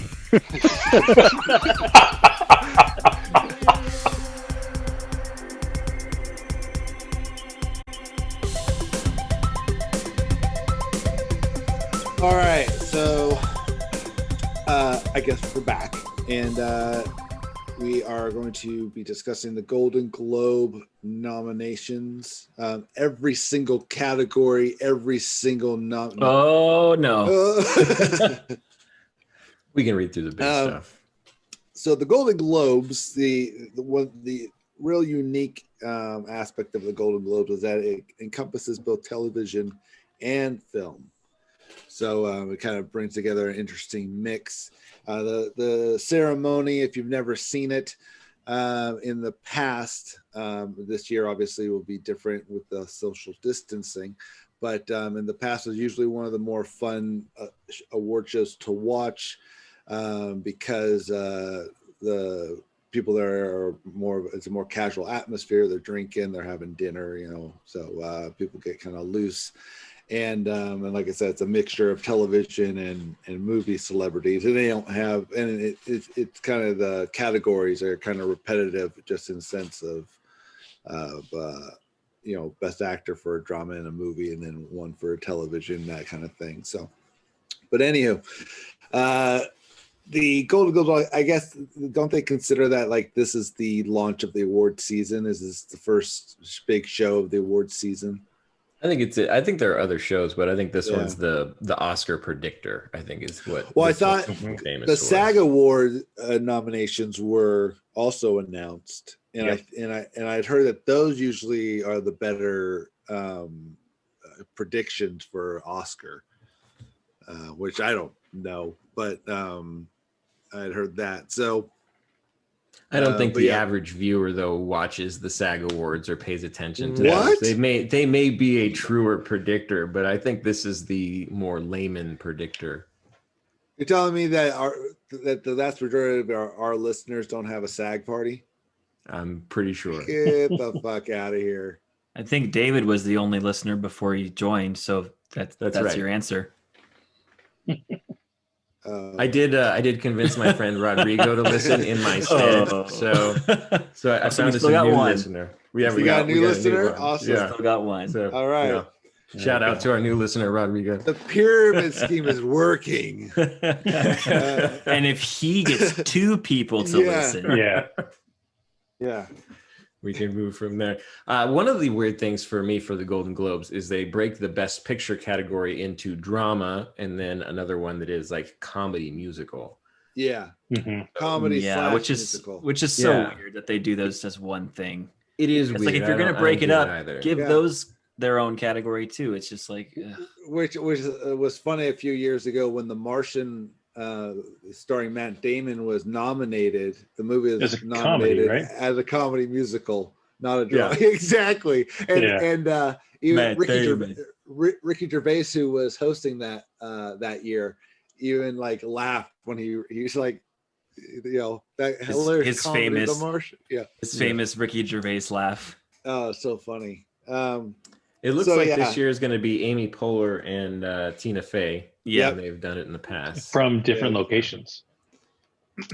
Yeah, it's going to be interesting. Well, I'm actually curious to see how much I'm going to really notice that in having seen other things that they've done like that, where I have a feeling that like the technology is progressing more and more to where it kind of hides the fact that they're not in the same location, or they're but who knows? I mean, I'm used to this, what we're looking at now, so like that's not as much of a distraction as it would have been in the past.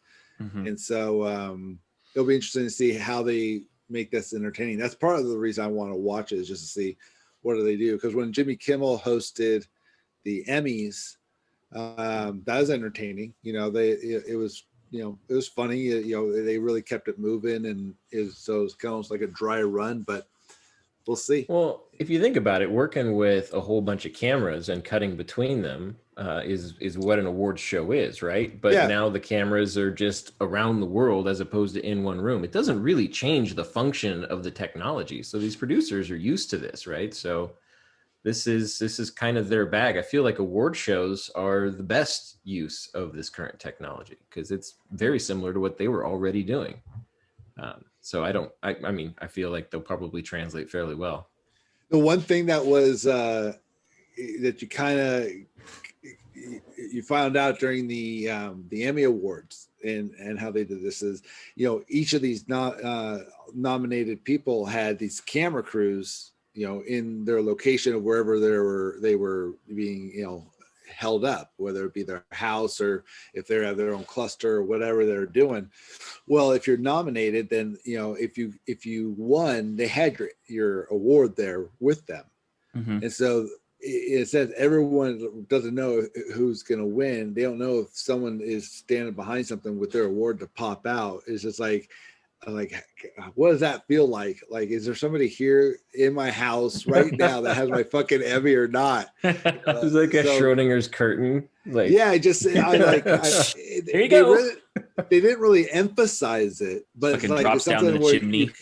you kind of just, you hear, it's like you kind of think about like, wait a second, that they have their Emmy in their hand right now. Who the fuck? How the fuck?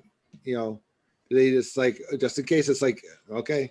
maybe But, they're all shipped like a bogus Emmy, and they're or maybe. a Golden Yeah. Globe, and I like mean, they each get one. And I they're imagine like, they this all is your could have prop had an Golden Emmy. Globe, and They're like, okay, this is the Emmy. If you are announced, this is the Emmy we'll hand you. And they're all just standing off camera, and like they see somebody else just like, oh, nope, sorry, you don't get this. you don't get this one. So yeah, so I don't know. But anyway, I felt that it seemed like the stakes were a little higher. Just I don't know for that. But okay, well let's do you have the list up of the nominees of the pertinent stuff we would talk about? I have like all the main stuff on their website brought up. All right, well, let's start. Let's start at the top. Whatever. The first category that they have, and I'm not going to go through all these, but the first Yes, category you they are. have is I'm breaking up. I can't hear you. You say that every time, and every time I listen back, I said, "Motherfucker is lying." The best one is, or the first one is best motion picture for a drama. I think a couple of you have watched a couple of these. So there's The Father, Mank, Nomadland, Promising Young Woman, and The Trial of Chicago 7. Yeah, Trial I've of seen the Chicago 7. Yeah, I've seen 3 of those. I've seen The Trial of Chicago 7, Mank, and Promising Young Woman. Young Woman, right? Yeah. No Yeah, Man I've seen Land, two. I've I seen think Promising isn't. Young Woman and Trial of the Chicago 7. Yeah, No Man Land. I don't know if that might be one. Either that or The Father isn't out yet. Like it's not available to watch yet. I think it's either maybe just in theaters right now, or it hasn't come out in theaters just yet. I don't know.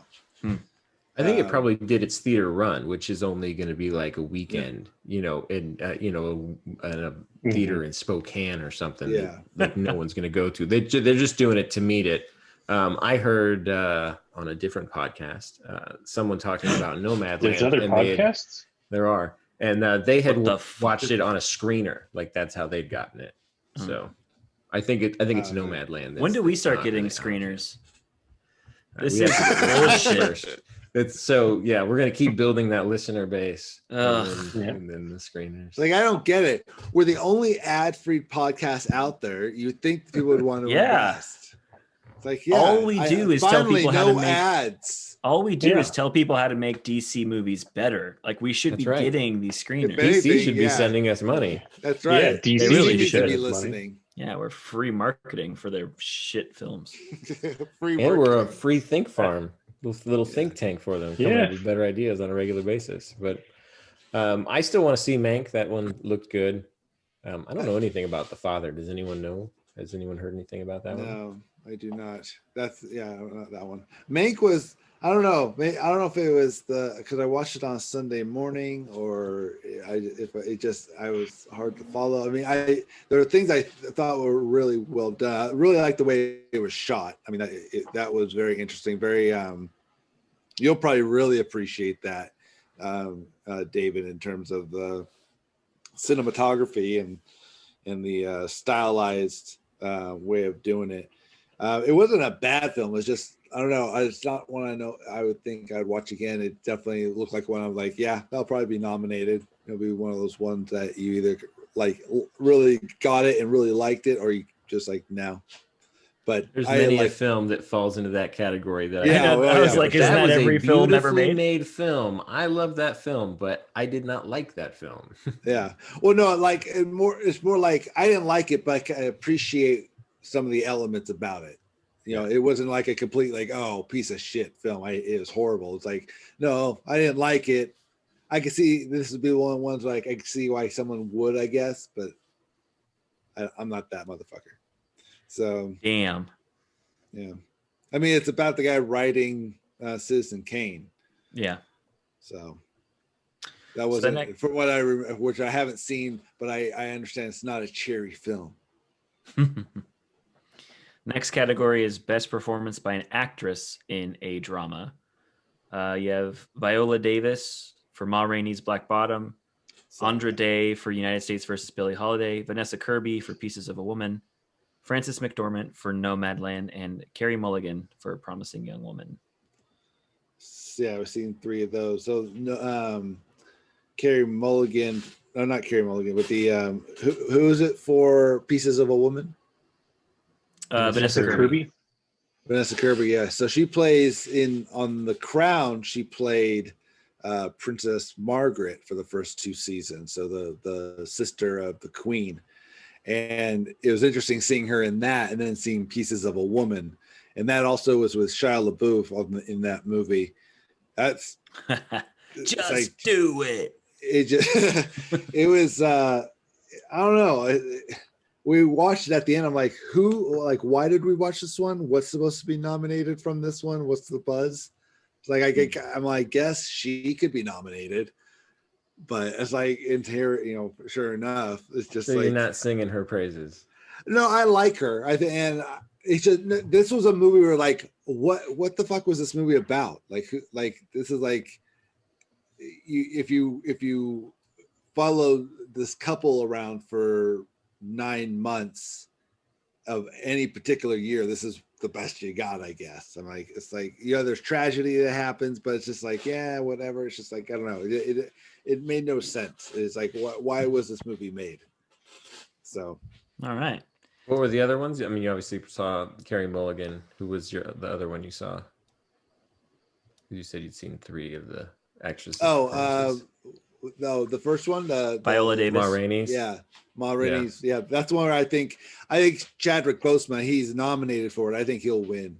I think he'll win too. I thought Viola Davis was very good. I didn't care for her character, but I thought she did it really well. I thought she did. There's just something about. I felt like she was. I don't know, because I identified very quickly that I'm like, oh, this looks like a play. The way they have the scenes, I'm like, this the way the scenes just change, but the way they're acting, I'm like, this is very play like, and then I found out it was a play. Like, oh, I didn't know that, but There you go. But going from that, it's like, I thought Chadwick Boseman's character, the way he played it, fit very well with the way the movie was shot and the way it's supposed to be. I felt like she was a little, I think, broad for it. I felt like maybe she was more forcing it, whereas he seemed more natural for that style. I don't know. There's something that just didn't seem like a match that I liked. I mean, I didn't dislike her by any means. I don't know if I would nominate that. Well, that's a good transition for best actor in a motion picture drama. We all know where Chadwick Alex is going to go with this one. Yeah, Chadwick is in there for Ma Rainey's. You got Riz Ahmed for Sound of Metal, Anthony Hopkins for The Father, my boy Gary for The Mank, and then Tahar Rahim for The Mauritanian. I'm assuming that's how you say that. I've never heard of That that. one gets a isn't the lot of Mauritanian- nominations, and I've isn't it not a heard boat? of it. I don't know. I've never heard of it. I don't know what it is, but it gets quite a few nominations, which I think is interesting. yeah, we're still gonna try to watch as much as we can before the show. So some of these things I haven't seen yet. I am hesitant to watch Sound of Metal because it is right up my alley, but it's also like one of my biggest fears, like what happens to the character in that movie. Have you guys seen the trailer for Sound of Metal? No. No. It stars Riz Ahmed, who's the pilot in Rogue One and the bad guy in Venom, who I've never really been that impressed with, if I'm being totally honest. But apparently, Did he's you great in watch this. the HBO show that he did? No. About night the night of or something like that. Yeah. Yeah. No, I He's didn't pretty watch intense that. in that. He was I've good in heard, that. yeah, I've heard he's good in Yeah. that. I've heard he's good in this, but I haven't watched that. Everything Yeah. I've seen him in, it's been pretty mediocre. But it's basically a story about a drummer who's in a metal band who loses his hearing, and music is like his biggest passion in life, and it has him like go through like this existential crisis of like, if I can't do this, like what does my life mean, sort of a thing. It looks really good and really intense, but it's also, I'm just like, ugh, like that subject matter is really close to home. Not that I've lost my hearing, I have great hearing, but if I ever did, it'd be something else. So I don't know, man. I'll get around to that one. I think as far as like what's been on this list that I haven't seen that I'll probably watch, but that one's going to be, we'll see how it is. I've heard it's good. And it's just the subject matter is very, very spooky for, I think most of us. I think most of us play music. So it's very, it's creepy. Even if you don't play music, it's creepy, but no. I've only seen the Chadwick Boseman performance, but it was quite excellent. And I think with his passing, it's all likely. It's kind of. I think that's probably the Gary just won for Churchill, so they'll probably give it to Chadwick. Yeah. Oh, Gary was the nomination. Gary Oldman in Mank. Yeah. And he did a great job. Yeah, I really like him. He always does. He always does. Always does. He's the best. Gary brings it every fucking time. I would suck him off so hard. What? Next category is. Wait, real quick. What's your favorite Gary Oldman character? What movie? Oh God, why are you gonna make me pick? The first one that I recognized as like this is great acting because it was when I was much younger when I didn't give a shit about that kind of stuff was his villain in Air Force One. When he was the Russian? Yeah, when he was the Russian terrorist, essentially. Because I was young and I was like, Han Solo's in this. Like, I didn't care about like that kind of stuff. But I was like watching him and I was like, this guy's fucking bringing it. Like, it was like the first time I really recognized great acting. And then just everything after that, minus Fifth Element, is amazing. My Fifth Element's a little weird. But I mean, he does what he's supposed to do. It's just, I don't like that movie as much as everyone else does. My number one is Drexel from True Romance when he plays the white Rastafarian kind of drug dealer. He only has a couple scenes, but I just like what he does. That's the swinging lamp one, right? Am I thinking of the right movie? Yeah. That and then close second though is The Professional when he plays the DEA. Yeah. That's when he pops the pills and shit and just I've been itching to watch that movie again. I just watched that not that long ago. But he elevates like everything he's in. Like even movies that are mediocre, when he's in a scene like The Book of Eli, which is an interesting movie and I think it's pretty decent, but his villain in that movie is just such a complex character. Dark Knight series. Yeah, him as Commissioner Gordon, he's like the perfect Gordon. He's in the second Planet of the Apes movie. Totally brings it in that one. Like, I don't know. I could gush about him all night. So let's move on. You're gushing, all right. Oh yeah. I'm gonna wipe the camera off here real quick. What does that mean? I'm walking the dog, baby. Let's go. Best motion picture for musical or comedy. Borat is in there, which is saw fun. That. Hamilton. Something Saw just that. called Music, which is that's Sia's one that she did. She's been under scrutiny because she didn't have somebody who was actually autistic. I think also Kate Hudson's in that. Her head's shaved in it. But that's I think she's nominated for it. Yeah. So she is. Yeah. And Palm Springs and The Prom are the last two rounding out the list there. Saw Palm Springs. So weird to me that like there are musicals and comedies together. I feel like that kind of skews the list because like Hamilton is so huge that you figure it's probably going to win. Hilarious. But it's not. But I also I'm like, if this was just comedy though, it'd be like a totally different story. Like I thought Palm Springs was excellent, and I thought Palm really Springs like was excellent too. I was really surprised to find it on here. It's not usually the kind of film that makes a splash, so I thought it was pretty cool that it was here. I really liked that film. I did too. Yeah, I feel like Hamilton. Yeah, and it's kind of a cheap win because it's. I agree. Well, it's great. It's obviously a great musical. It's not even a movie. Right, it's just that's what I mean. Recording of it's just a filmed version of a musical. Yeah, which is great for people that aren't going to have the opportunity to go see on it your TV. I see commercials on my TV. Are they movies? Sometimes. So Hamilton's a commercial. Yeah. Where's the camera?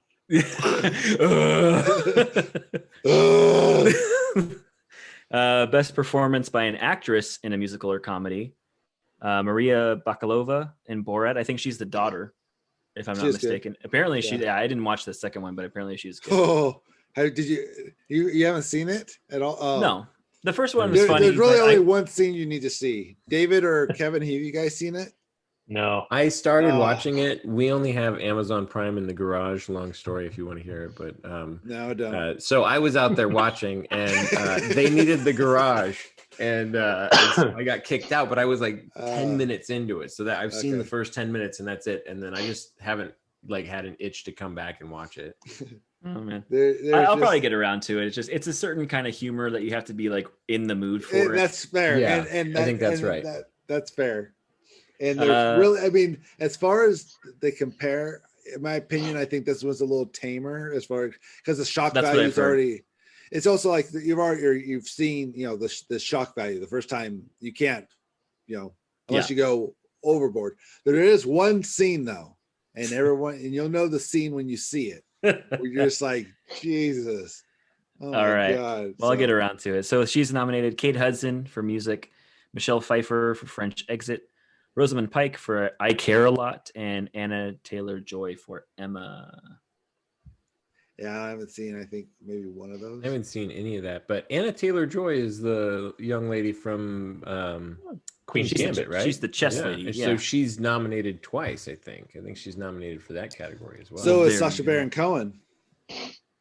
oh, he is nominated twice. That's right, for Chicago 7. Yeah. Oh, okay. And if we're being honest, he And was Borat. excellent in Chicago. was great. 7. He was He really was. good. I mean that That's movie, a serious film, I'm assuming. I haven't seen Yes. Yeah. it. Okay. That's It's cool. an Aaron Sorkin drama if you like that kind of Yeah. thing. It's a So really good film. that's the thing about that film is like it's really good, but in cases where like a television feels like a movie, this movie Mhm. felt like a long television episode. Interesting. Okay. Well, speaking of Sasha, best performance by an actor in a musical or comedy. Sacha Baron's in there. James Corden from The Prom, which I'm assuming he stepped his game up from his Cats performance.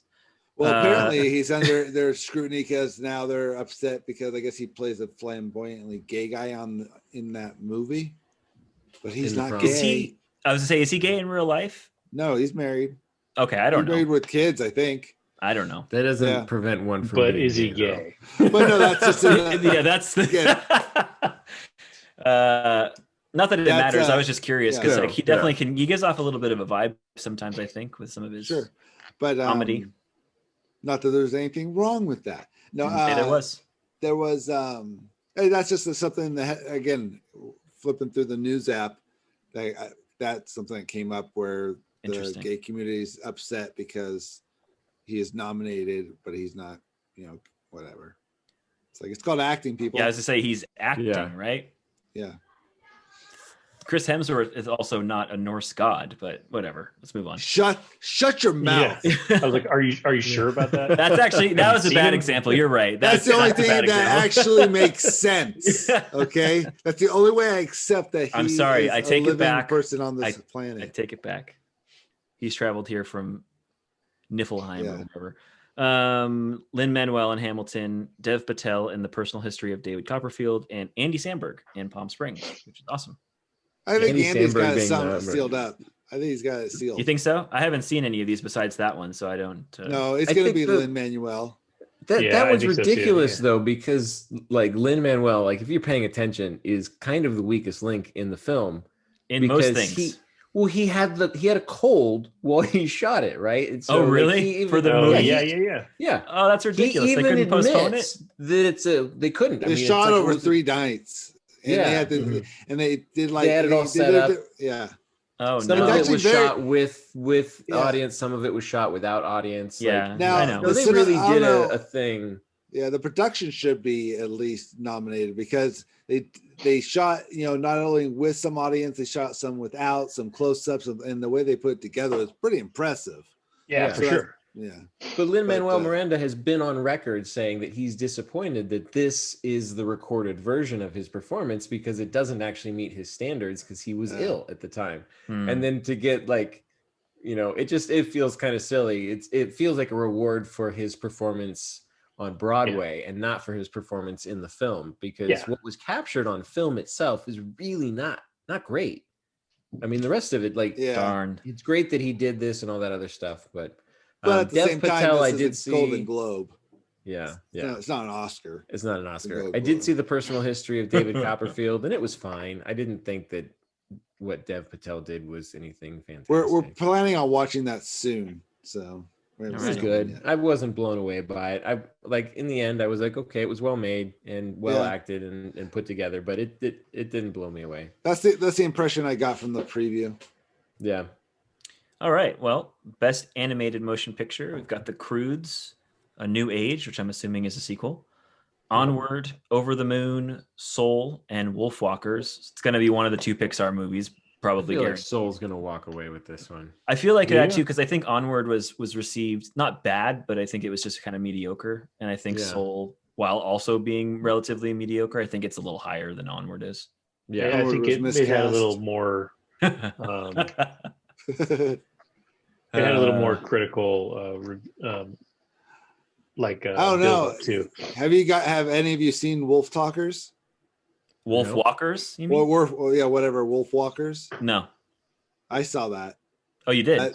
I could see that winning. Just it'd be great if it wasn't a Pixar film. Because I'd honestly, love to see a non-Pixar film win. They win every year, and I feel like it's made them a little lazy. If I'm being honest, I agree. But the this one, the animation was pretty impressive, and the story was good. It was very original feeling. It felt like, at times, how they would do animation where like it almost looks like you're flipping the pages of a book real quick as the scene itself is moving into the next scene. That kind of cool. Stuff. So I could see it winning out of those, because again, Soul and Onward, they're entertaining, but not what you would expect from Pixar. Yeah, they were definitely like the C tier Pixar movies for sure. I'm gonna skip foreign language because none of us have probably seen any of them. Let's see, best performance by an actress in a supporting role in any motion picture. So they just do all of them. Glenn Close in The Hillbilly Elegy. Yeah, I heard that wasn't very good, but I heard really bad things about that one. It's on Netflix. Doesn't mean that she wasn't good. So true. But Amy Adams is in that with her. Okay, Olivia Colman in The Father, Jodie Foster in however you pronounce it, Mauritanian. Amanda Seyfried in Mank, and then Helena Zengel in News of the World. That's supposed to be really good too. That's the one with Tom Hanks, right? Yeah. Matt Damon. That's I don't know why that came out of my mouth right now. You said an actor's name, and I just associated it with a completely different actor's name, and then just did 2 and 2 equals. But 5. They do work together quite regularly. Oh wait, no, they've never worked. They've never been on screen together. Best performance by an actor in a supporting role: Sacha Baron in The Trial of the Chicago Sevens. There you go. Daniel Kaluuya in Judas and the Black Messiah. Jared Leto for The Little Things. Bill Murray on The Rocks, and Leslie Odom Jr. in One Night in Miami. Yeah, so he played Sam Cooke in One Night in Miami. Mm-hmm. I mean, I wasn't that impressed with that film in general. Okay. I've seen a lot of these ones. Who was before that? Which one are you talking about? Bill Murray on The Rocks. Oh, Bill Murray. Murray. Did you see that? Anyone else see that? That's the one with what's her face? Rashida Jones. Rashida Jones, right? It looked cool, but I haven't watched it. It's not bad. It's entertaining. I don't know if it's nomination worthy, but is he nomination worthy? Not. I mean, you can say no. He's not rounding it out because everyone loves Bill Murray. I think that's what it is. It's not a bad performance, but I don't know if it's nomination worthy. It's just nothing special that I could see. Well, I think this year is a little slim in general, so we're probably getting things on here that wouldn't be here normally. Yeah, it does feel like that. Jared Leto's never been a huge. Yeah, and I heard that movie's not Draw very for me. good. The Little Yeah, Things. I I've heard the started same. watching it That's- and I got too tired. I didn't. Fell asleep watching it. Denzel Washington and Yeah. Jared Yeah. Leto. It's like hell. It's on And HBO Rami Malek. Max, right? Is that Yeah, what it's on? on? HBO Max right now for a month. So it's like that's cool. I like that they do that. That's Yeah. nice. It's nice for sure. Best director got Emerald Fennell for Promising Young Woman, David Fincher for Mank, Regina King for One Night in Miami, Aaron Sorkin for The Trial of the Seven, and Chloe Zhao for Nomadland. So yeah, I've seen some of those, but not enough to. You've seen four out of the five. Nomadland is the only one you haven't seen. Promising Young Woman, Mank, One Night in Miami, and Trial of the Chicago 7. That is true. You've seen That's most true. of That's those. right. Well, I don't think. I think that the One Night in Miami will win that. Okay. I'm There's a hearing lot a of buzz lot of around her good for stuff directing about it, yeah. Nomadland and specifically about Chloe Zhao. So It's on there's this list yeah. numerous times already from what I've Yeah, seen. is Nomadland available? I think. No, I think that's the one that I said. It's Like not- I heard discussion about it was someone who had gotten a screener. Oh, that's so right. I don't Yeah, think so that it one's was- available yet. Noise. Best screenplay, Emerald Fennell for Promising Young Woman, Jack Fincher for Mank, Aaron Sorkin for I think it's literally the same list that I just read. It's pretty Aaron- close. The it's Father is basically the same different. list. The only thing that's different is the father. So there you go. And that's the one that'll win. Yeah. All the One's other different. ones will lose both categories. Like, yeah, I can't. I'm gonna skip the score and the motion in this original song. Like hell, you are. I already did it. You're gonna. I've You're not Already you're not- scrolled. You're not only gonna announce the score, but you're gonna hum the fucking tune. I couldn't because I don't think I've seen any of the fucking movies that these songs are in. I sure haven't. Fine. We're gonna move on. Oh God, Siri, shut the fuck up, bro. Yeah, right. Siri's causing problems all over the place. She is tonight. just know. she's out of control. Shenanigans today. Yeah. Let's see. Best television series. Here we go. The Crown, Lovecraft Country, The Mandalorian, Ozark, and Ratched. I don't know how you would pronounce Ratchet. That's Ratchet. Ratchet. that. Okay. I heard kind of negative things about that show. I'm actually surprised to see it here in the best drama. I did too. Netflix is dominating this list, by the way. Yeah. Half Yeah. the shit in this list is Netflix stuff. I'm just looking at like because it says the studios listed next to the thing. I'm just like, they're in here Mhm. so fucking much. I It's think crazy. Ozark's gonna be the hard. Is gonna be hard to beat. You think so? It's that good? Ozark. Ozark is pretty amazing. Is I this feel like Mandalorian might walk away with I was it. gonna say, so I is this feel voted so. on? It could. It Is could. this voted that's on for by sure. just like regular people, or is this like Hollywood Foreign Press. the press? Okay, that's what I was wondering. Because that can definitely sway which way certain Mandalorian votes go. would have that sealed up then. This, I mean, Dis- this feels like a Disney already bought Mandalorian. them out, so Yeah, Although Lovecraft Country was feels pretty like great. it was a good. Yeah, it feels like an oddball compared to the rest Yeah. of the list, though. So It it, does might a be good one drama, of but those it's definitely where, a different genre altogether yeah, because it was yeah, horror. It's horror. It's Do you interesting. watch?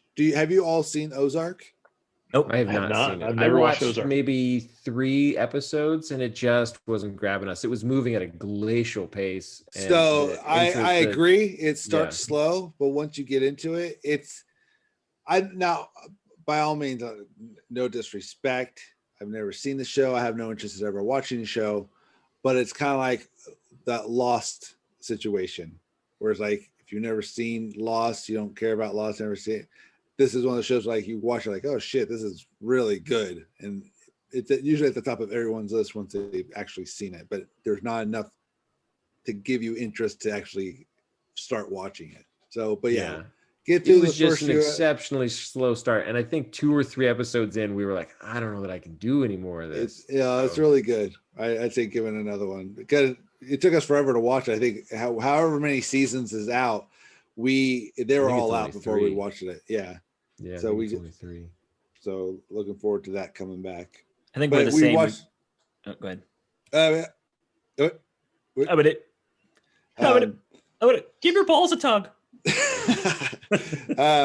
We watched it early on in the pandemic, so it's been a while since we watched it, but it's a good show. I think we're about the same in David, in the sense that we give things about 3 episodes, and after that, we're like goodbye forever. Yeah. Yeah. I'm the same way. I do a 3-episode thing, but Yeah. that one I was like, I could watch one more because that's also at the time, and like it is now. It's like, well, what else are we gonna fucking watch? You know? Yeah, that's true. The Yeah. pandemic has definitely skewed the tolerance rating levels scale, for sure. Yeah. Let's see. So we've got Yeah, 3 seasons of Cobra Kai. That's all you gotta know. I think I'm only going to do 3 seasons, and then I'll see if I like it or not. Yeah. See how it goes after that. Then I'll really have an idea. If it doesn't grab me by then, though, maybe a 4th season. We'll see. Best performance by an actress in a television series. So we got Olivia Colman for The Crown, Jodie Comer for Killing Eve, Emma Corrin for The Crown as well, Laura Linney for Ozark, and Sarah Paulson for Ratched. Is that how you guys said it's pronounced? Yeah. Ratched. Ratched. For me, I always pick Jodie Comer just because I fucking love her on that show. Yeah, but season 3, I wasn't that impressed. I liked her better in season 2. Yeah. Like that. I You can see know, that. so but then Olivia Colman, this is for her season 4, which we haven't seen yet. We're still in season 3 of the Crown, but I love Olivia Colman. I think she's great. I think she does a really good job in everything that she does. She's been in a lot of stuff. I've seen her well before any of this, and so it's funny to see her in these kinds of roles. When you see her like in Hot Fuzz as a crass policewoman, and she had a small part in the Office as a journalist. So stuff like that is pretty cool. There you go. Best performance by an actor in a television series drama again. Jason Bateman for Ozark, Josh O'Connor for The Crown, Bob Odenkirk for Better Call Saul, Al Pacino for Hunters, and Matthew Rhys for Perry Mason. Matthew Riz. That Riz, okay. I think he does such a good job in that show. Perry Mason is so good. Everyone I've talked to who watched that show loves it, but it doesn't seem like a very large group of people. It seems like it didn't get a huge... it's fun. Well, again, it's I don't think they marketed it very well either. Yeah, and when it came out, I think at the time it came out, there was already so much content that people were watching. It kind of got lost in the shuffle, where it's like, yeah, I'll get to it kind of thing. But and in fact, like when we watched the first episode, me and my wife, we watched it, and she was like, it's okay. I mean, it's very stylized, it's noir, and it's well acted, whatever. It's just there's some interesting it's an interesting story how they're going about it.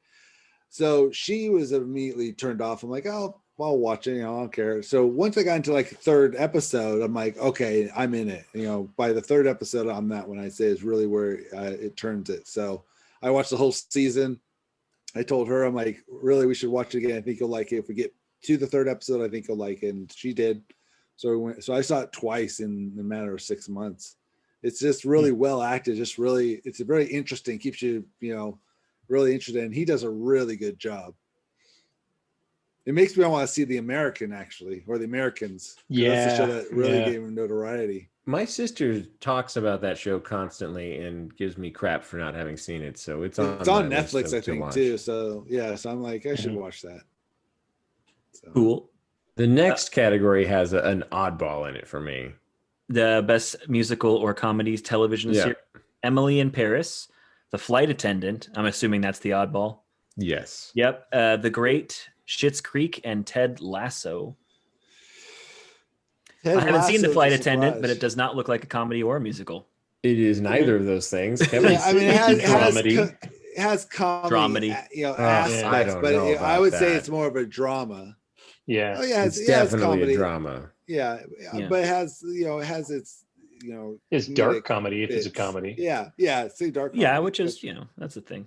I don't know. That one just feels like a big old stretch to me. So Schitt's this Creek feels like a slug out between Schitt's Creek and Ted Lasso. Yeah, I was gonna say Schitt's Creek like swept everything ahead of this, but Ted Lasso gets nothing but praise. So yeah, but that was the Emmys. That's the difference. Yeah, I think Schitt's Creek has the advantage here because it's the final season.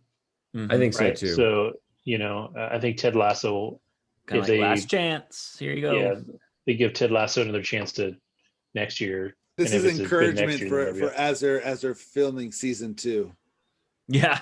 This- Best performance by an actress in a musical or comedy. Lily Collins in Emily in Paris. She should win just on her looks alone. Kaylee Cuoco, The Flight Attendant. Elle Fanning in The Great. Jane Levy in Zoe's Extraordinary Playlist. And Catherine O'Hara from Schitt's Creek, of course. I don't Just think like- this one's anyone's got a question. I think it's Yeah. Catherine O'Hara. You think Well, it's okay. She's so yeah. great. they are all nominated again in their Again. categories. Yeah. I think they will sweep the acting categories. You really do. I do. Wow. Yeah. I don't know. Is that just I based don't off know. of how good they are or who they're against or both? I think No, it's based on the how next- much everyone loves the show and that it's done. Yeah. I mean, that is a bonus for them. They are the golden children. I mean, he just hosted Daniel Levy just SNL. hosted SNL, right? Mhm. Like they are Right. hot shit right now. I think that the only I think that they sweep it again. I don't know about the show. It'd be really awkward if like just one of them doesn't win. That's what I'm saying. Yeah. Like if one gets it, then I hope they all get it. But God, yeah, I was really nervous during the Emmys when they were getting down to the best supporting actress. Because that was the last category, right? But for and all three had won Yeah, so I was like, fuck, did she? Yeah. Please, for Yeah. Annie Murphy at the end. Annie Murphy. Yeah. Honestly, I think Yeah. she's one of the strongest ones. So like if she Oh doesn't, yeah, but she was just happened to be the last one of Right, the 4. yeah, So I was like, I totally get please. you. I totally get you. I think that there's an outside chance Eugene Levy loses to Jason Sudeikis for Ted Lasso. Speaking of I which- I could see that happening. Best actor in a musical or comedy: Don Cheadle for Black Monday, Nicholas Hoult for The Great, Eugene Levy for Schitt's Creek, Jason Sudeikis for Ted Lasso, and Rami Youssef for Rami. So Yeah, he won, I think, last year or the year before. Yeah, I think so. Yeah, he's won recently.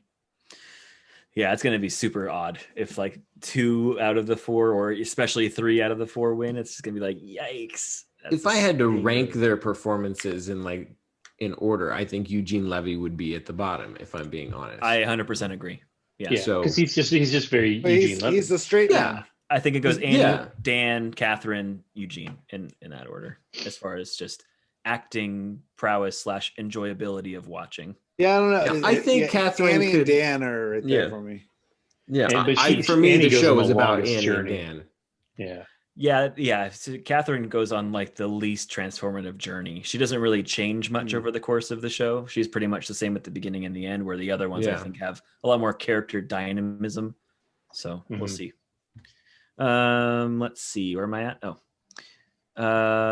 Best television limited series or other stuff. Normal People, The Queen's Gambit, Small Axe, The Undoing, and Unorthodox.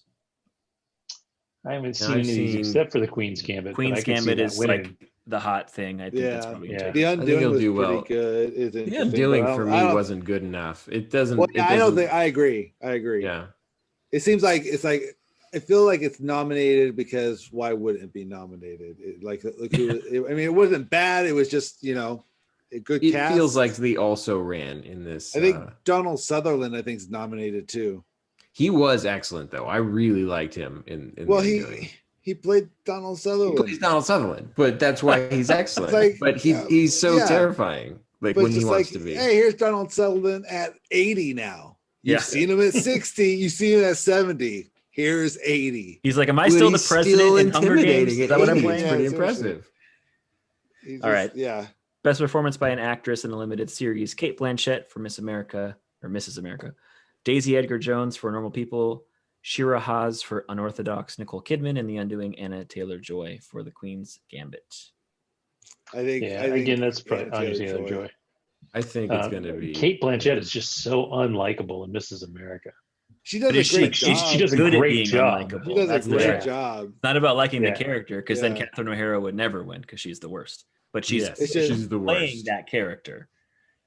And I look up pictures of the real person. she Yeah, is. dude. They make her look really close to All of them. Like, it was Yeah. crazy. So they do a good job.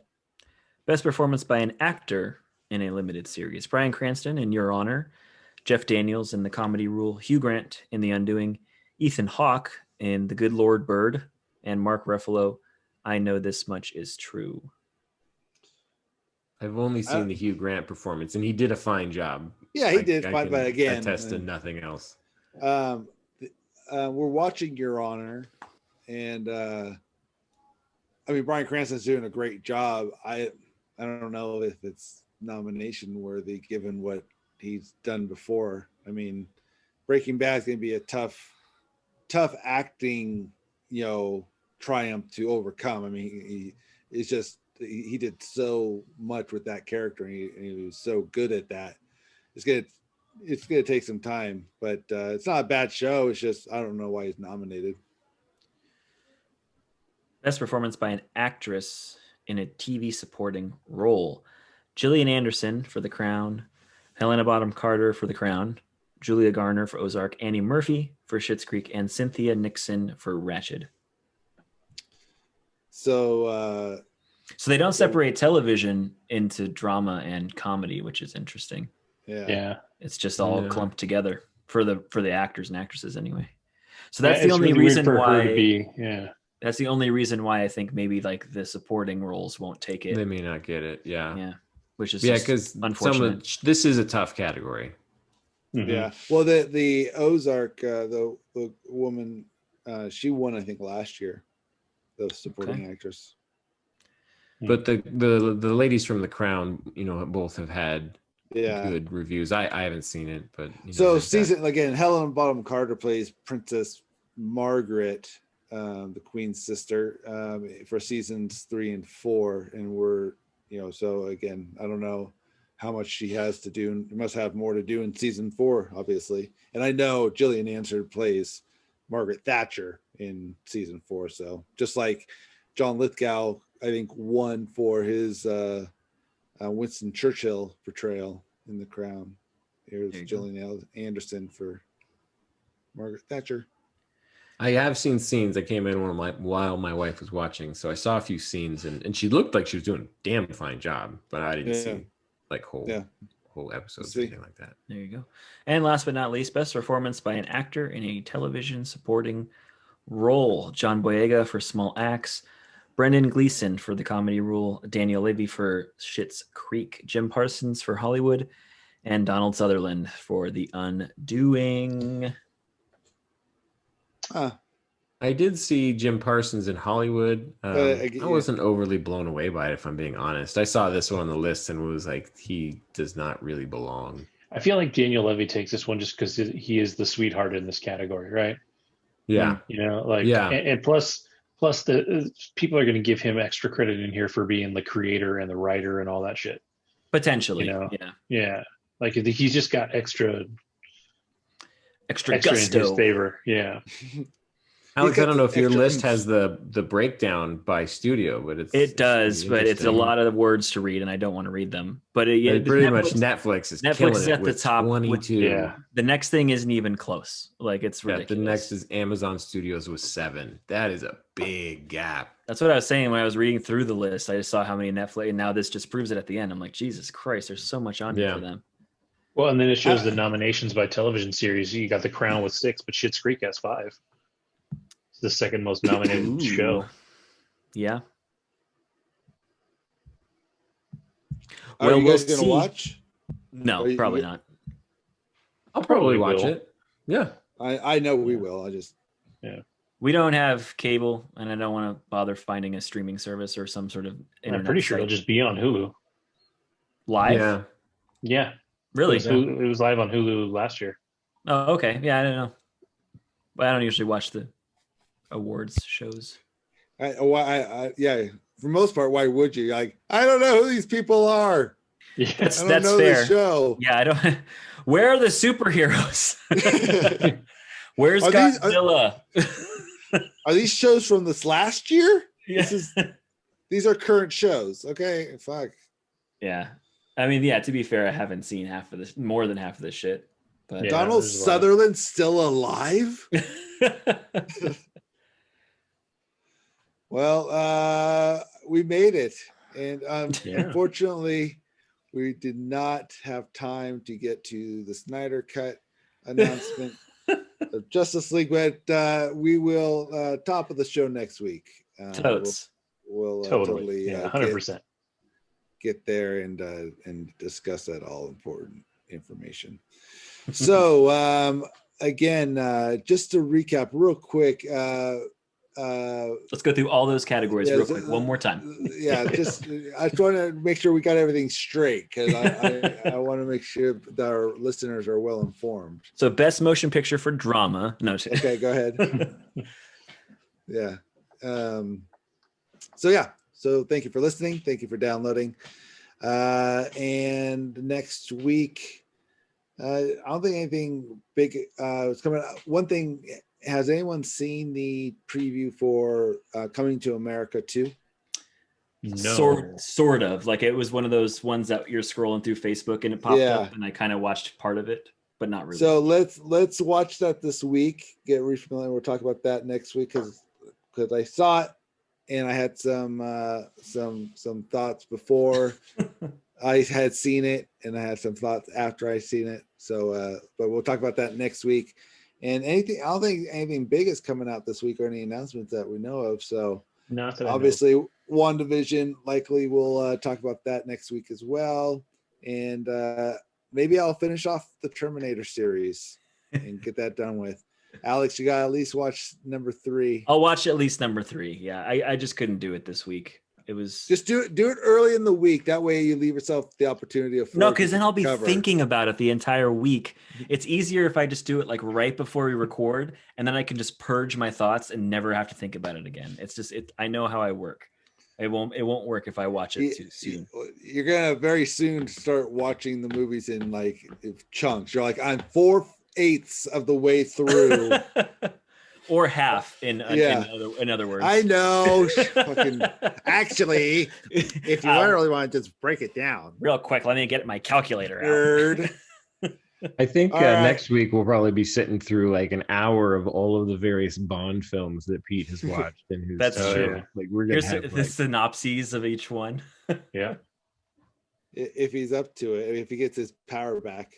Yeah. He's all, damn it, I can't watch my Bond films. Yeah. He starts humming this song to himself. Yeah.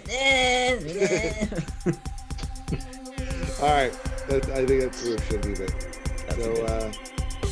Talk to you next week.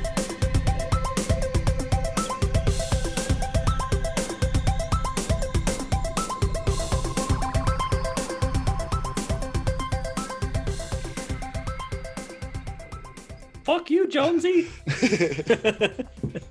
I don't know why, but I was holding my breath the whole time.